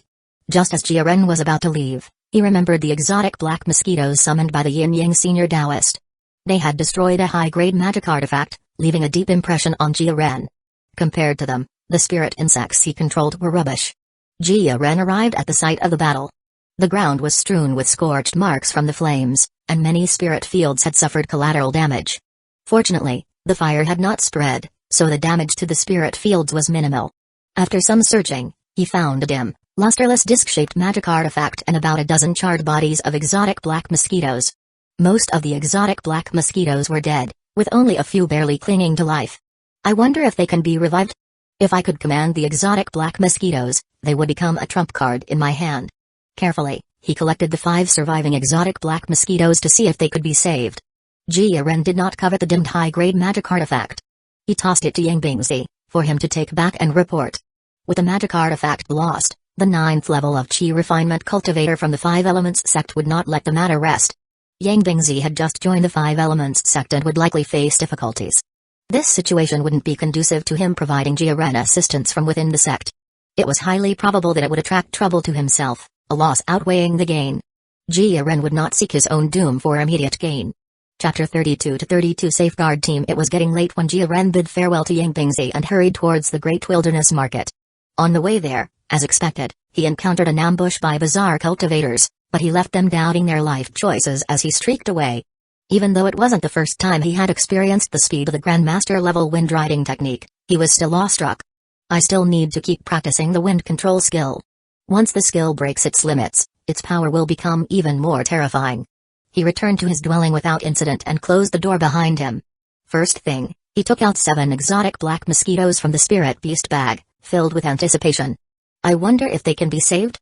The 7 exotic black mosquitoes were nearly wingless and at death's door after being scorched by the firebird technique. 2 of the exotic black mosquitoes didn't survive, losing all signs of life. Jia Ren placed the 5 surviving exotic black mosquitoes into the spiritual liquid prepared for spirit insects, hoping to save as many as he could. After all was done, he began his routine seclusion for cultivation. With an ample supply of elixirs on hand and the effective spirit bud elixirs, his cultivation progress was swift. The turtle spirit technique might not progress as quickly as the return to origin technique, but it wasn't too slow either. Supported by both elixirs and spirit rice, his daily increase in cultivation level was substantial. Both his progress in cultivation and the proficiency level of the turtle spirit technique were steadily growing. To stimulate my interest in cultivation, progress is essential. Thanks to the proficiency panel, Jia Ren's speed and efficiency in cultivation were visibly higher compared to ordinary cultivators, which made it easier to inspire a passion for cultivation and immersion in it. It's no wonder that ordinary cultivators who don't make progress after years of practice lose the heart to cultivate and crave pleasure instead. The original owner is the best example, with a stagnant cultivation level and addicted to dual cultivation, unable to extricate himself. Time flew by during cultivation, and before he knew it, 3 days had passed. The tunnel is finally through. After the incident with the bizarre cultivators, Jia Ren had the corner worms work day and night, and eventually, the tunnel was completed. The tunnel was just wide enough for Jia Ren to pass through and connected to a stone house 100 meters away. Now he had a retreat path in case of danger. Jia Ren had hollowed out 2 secret chambers below the 2 stone houses. At night, he would erase all traces, sprinkling dust everywhere inside to create the appearance of a long unoccupied home. He would then hide in the underground chamber to cultivate in peace. With this strategy, Jia Ren never had bizarre cultivators knock on his door again. In contrast, the other stone house owners suffered more or less from bizarre cultivators or were affected by malicious contamination. The number of familiar loose cultivator faces was gradually diminishing. Could it be that Taoist Jia has left? Just a few days ago, his residence didn't look so old. We were hoping to recruit him into the safeguard team. A female seafood merchant cultivator and a 5th layer of Qi refining loose cultivator came to Jia Ren's place, looking at the dilapidated stone house with puzzled expressions. The stone house was full of holes, the ground was layered with dust, and cobwebs hung in the corners. It very much looked like it had been uninhabited for a long time. If it weren't for the fact that the female cultivator had visited a few days earlier, they would have seriously suspected Jia Ren had already left. Just as the 2 became impatient and were about to leave, the door opened. Do my fellow Taoists need something? Jia Ren stepped back twice to maintain a safe distance, especially looking at the female cultivator with a look of wariness in his eyes. Last night, when the bizarre cultivators came, the female cultivator fled, and her stout loose cultivator companion was killed. Not only did she survive, but she also quickly found a new protector. This one did not have a low status. What brings the 2 of you here? Jia Ren, already aware they had mentioned the safeguard team, feigned ignorance. Interrupting someone's quiet cultivation and not getting angry was already a sign of good temper. Fellow Taoist, you are capable of slaying bizarre cultivators, which shows your great strength. Our safeguard team invites you to join and help protect the residents' safety at night. The fifth layer of Qi refining loose cultivator said. I have already invited several fellow Taoists to join. Not interested. To lay down one's life for others? Guarding someone else's safety in the middle of the night? Isn't that risking one's own life? It's not for nothing, the safeguard team is willing to pay with spirit stones. Zhu Yuanzing, the fifth layer of Qi refining loose cultivator, added, fearing Jia Ren might misunderstand. Jia Ren remained unmoved. How many spirit stones for one night of guarding? What if you encounter an evil possessed loose cultivator? What happens if you get possessed? Are you going to provide evil warding talismans for the night guards? An evil warding talisman costs 40 spirit stones, no small sum for lower level loose cultivators. Can the safeguard team afford it?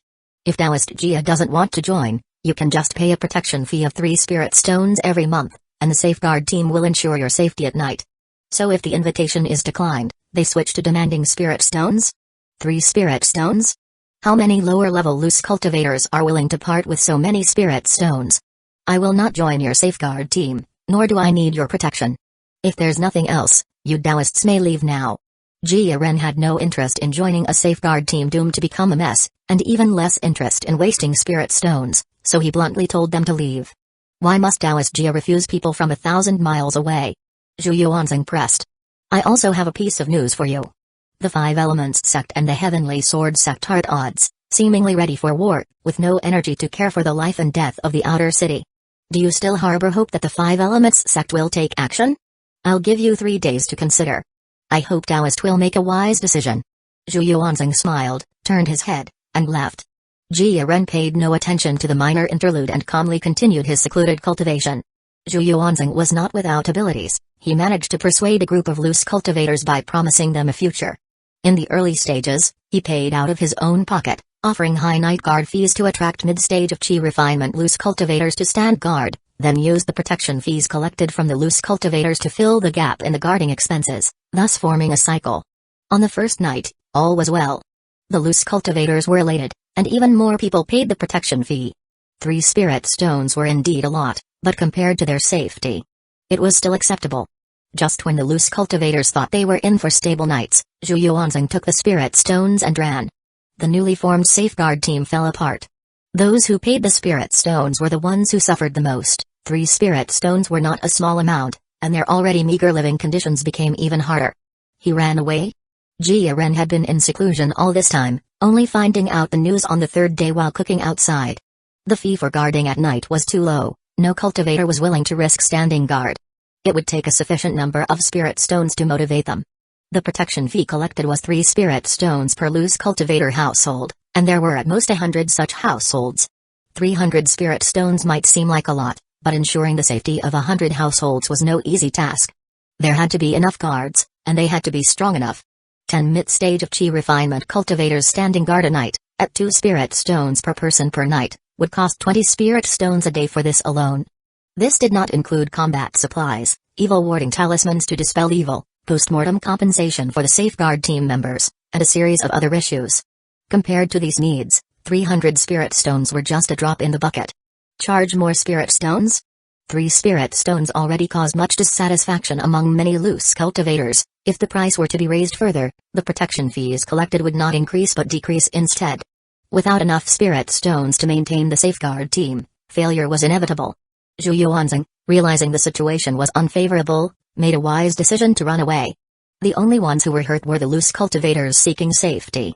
Bizarre cultivators, the spread of evil energy pollution, fraud, soaring prices. Lower-level loose cultivators not only fail to earn spirit stones but also have to endure a series of hardships. It's too difficult.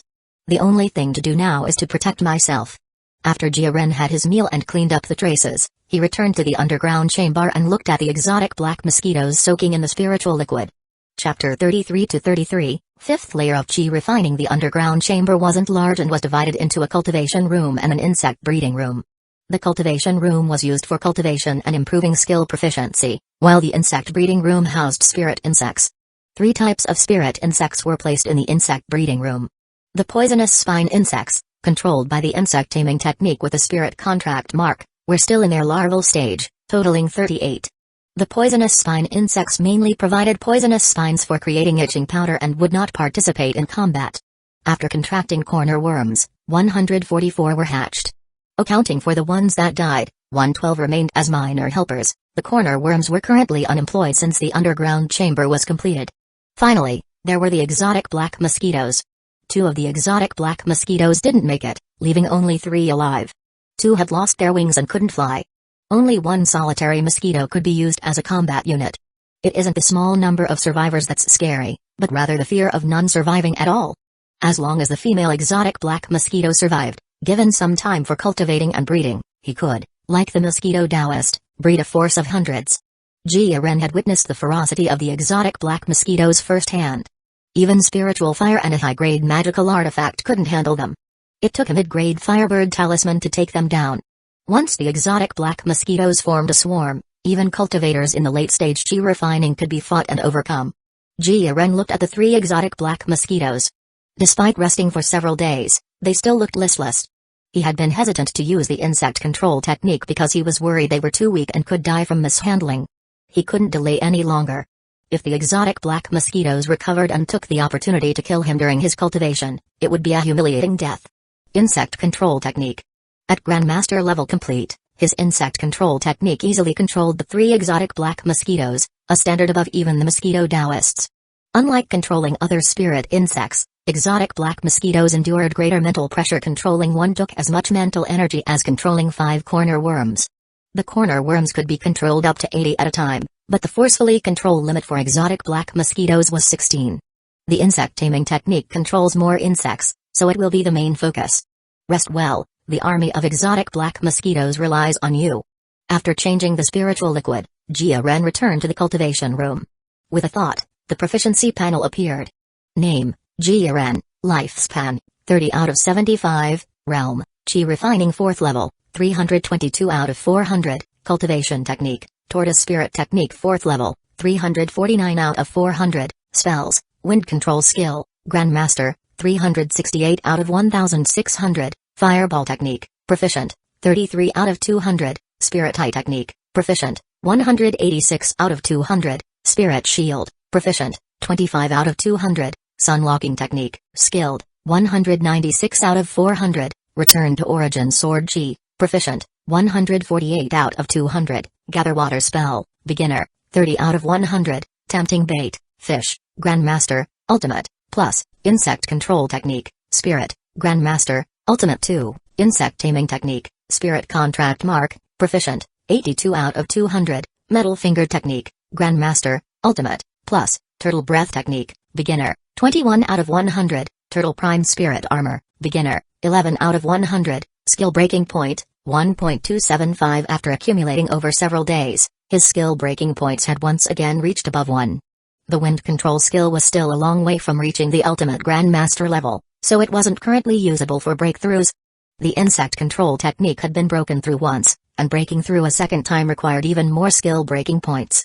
The techniques currently meeting the requirements were the metal finger technique and the tempting bait. The metal finger technique had just performed exceptionally well, and Jia Ren was not stingy.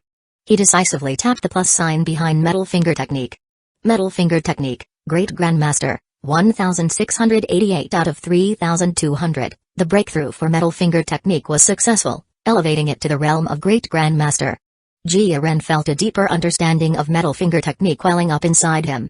It was as if, after practicing metal finger technique for decades, he had achieved enlightenment overnight and successfully broken through. A golden light condensed on the index finger of his right hand as if it was tangible. With a single tap, the golden light suddenly appeared, silently piercing through the mud wall. Peering through the hole left in the mud wall, Jia Ren saw a crater of unknown depth on the wall of the insect breeding room. The speed of the Great Grandmaster level metal finger technique has increased by at least 30% compared to before, and its lethality has become stronger. With such a sudden close-range burst, few can evade it. I wonder if it can penetrate the defense of a medium-grade magic tool? Jia Ren thought of the green spirit shield.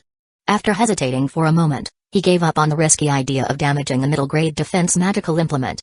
Who would have thought this was a technique for killing insects? The Great Grandmaster level metal finger technique has become a trump card. Continue the cultivation. Spells are protective methods for the path, but cultivation level is the foundation. I will not leave seclusion until reaching the 5th layer of chi refining. After 7 days in seclusion, Jia Ren ignored the outside world and concentrated wholly on cultivation. This was his longest time in secluded cultivation. He consumed all the spirit bud elixir he had, causing his cultivation speed to slow down. On the last day, Jia Ren finally made a concerted effort, and his cultivation level reached the 5th layer of qi refining. Haha, I'm at the 5th layer of qi refining.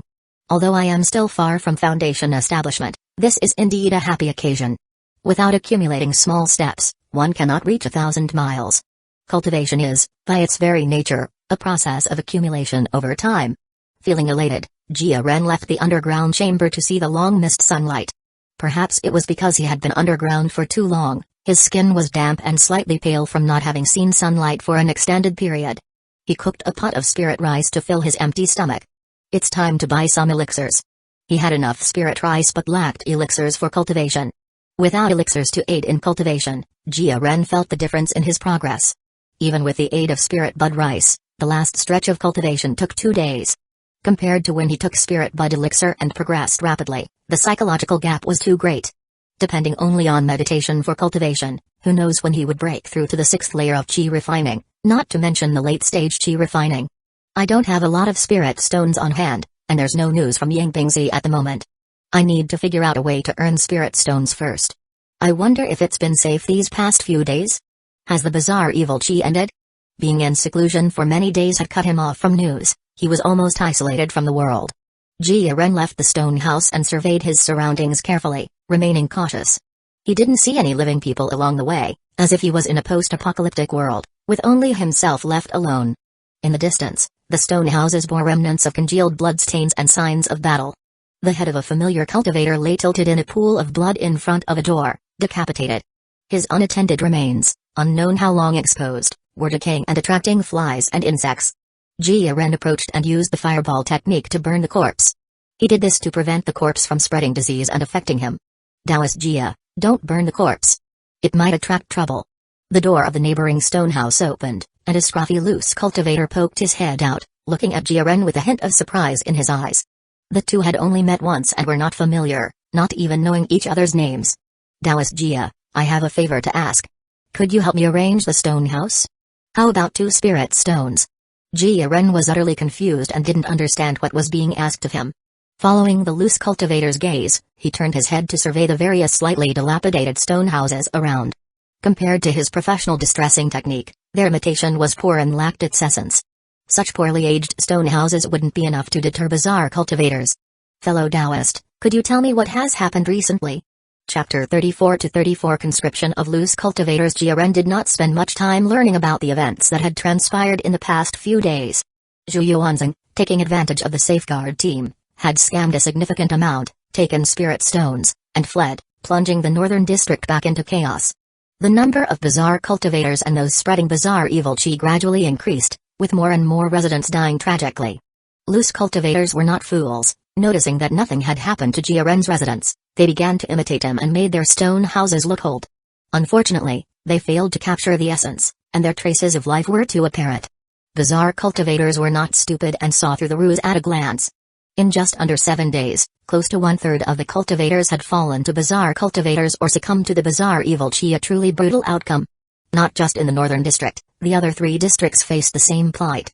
3 days ago, Thousand Beasts Mountain officially went to war with the 5 Elements sect, forcibly conscripting loose cultivators to join the fight. All these changes were within Jia Ren's expectations, except for the turn of events 3 days prior, which was completely unforeseen. The 5 Elements sect has gone to war with Thousand Beasts Mountain? Mosquito Taoist hailed from Thousand Beasts Mountain, the initiator of the destruction of the Spirit Field and Spirit Vein on Grand Wilderness Mountain. Now it seemed Thousand Beasts Mountain was backing him. The 5 Elements sect would not let this go easily, so the formal declaration of war between the 2 sects was no surprise. The only frustrating thing is that I've stumbled into a sect war. Is the 5 Elements sect not afraid of inciting a loose cultivator rebellion by forcefully conscripting them? Loose cultivators had no sense of belonging to the 5 Elements sect. Why would they possibly risk their lives for it? No matter how attractive the conditions offered, the vast majority of loose cultivators would keep their distance. Forcefully conscripting loose cultivators? That would inevitably lead to resistance from them and worsen the situation. The matter is probably not that simple. The 5 Elements sect has offered generous rewards, spirit stones, elixirs, magic artifacts, and even evil warding talismans. Those who demonstrate merit can receive them. Even so, only those loose cultivators afflicted by the bizarre evil qi would participate. Cultivators afflicted by bizarre evil chi? Jiaren's eyes brightened as he keenly captured the key phrase.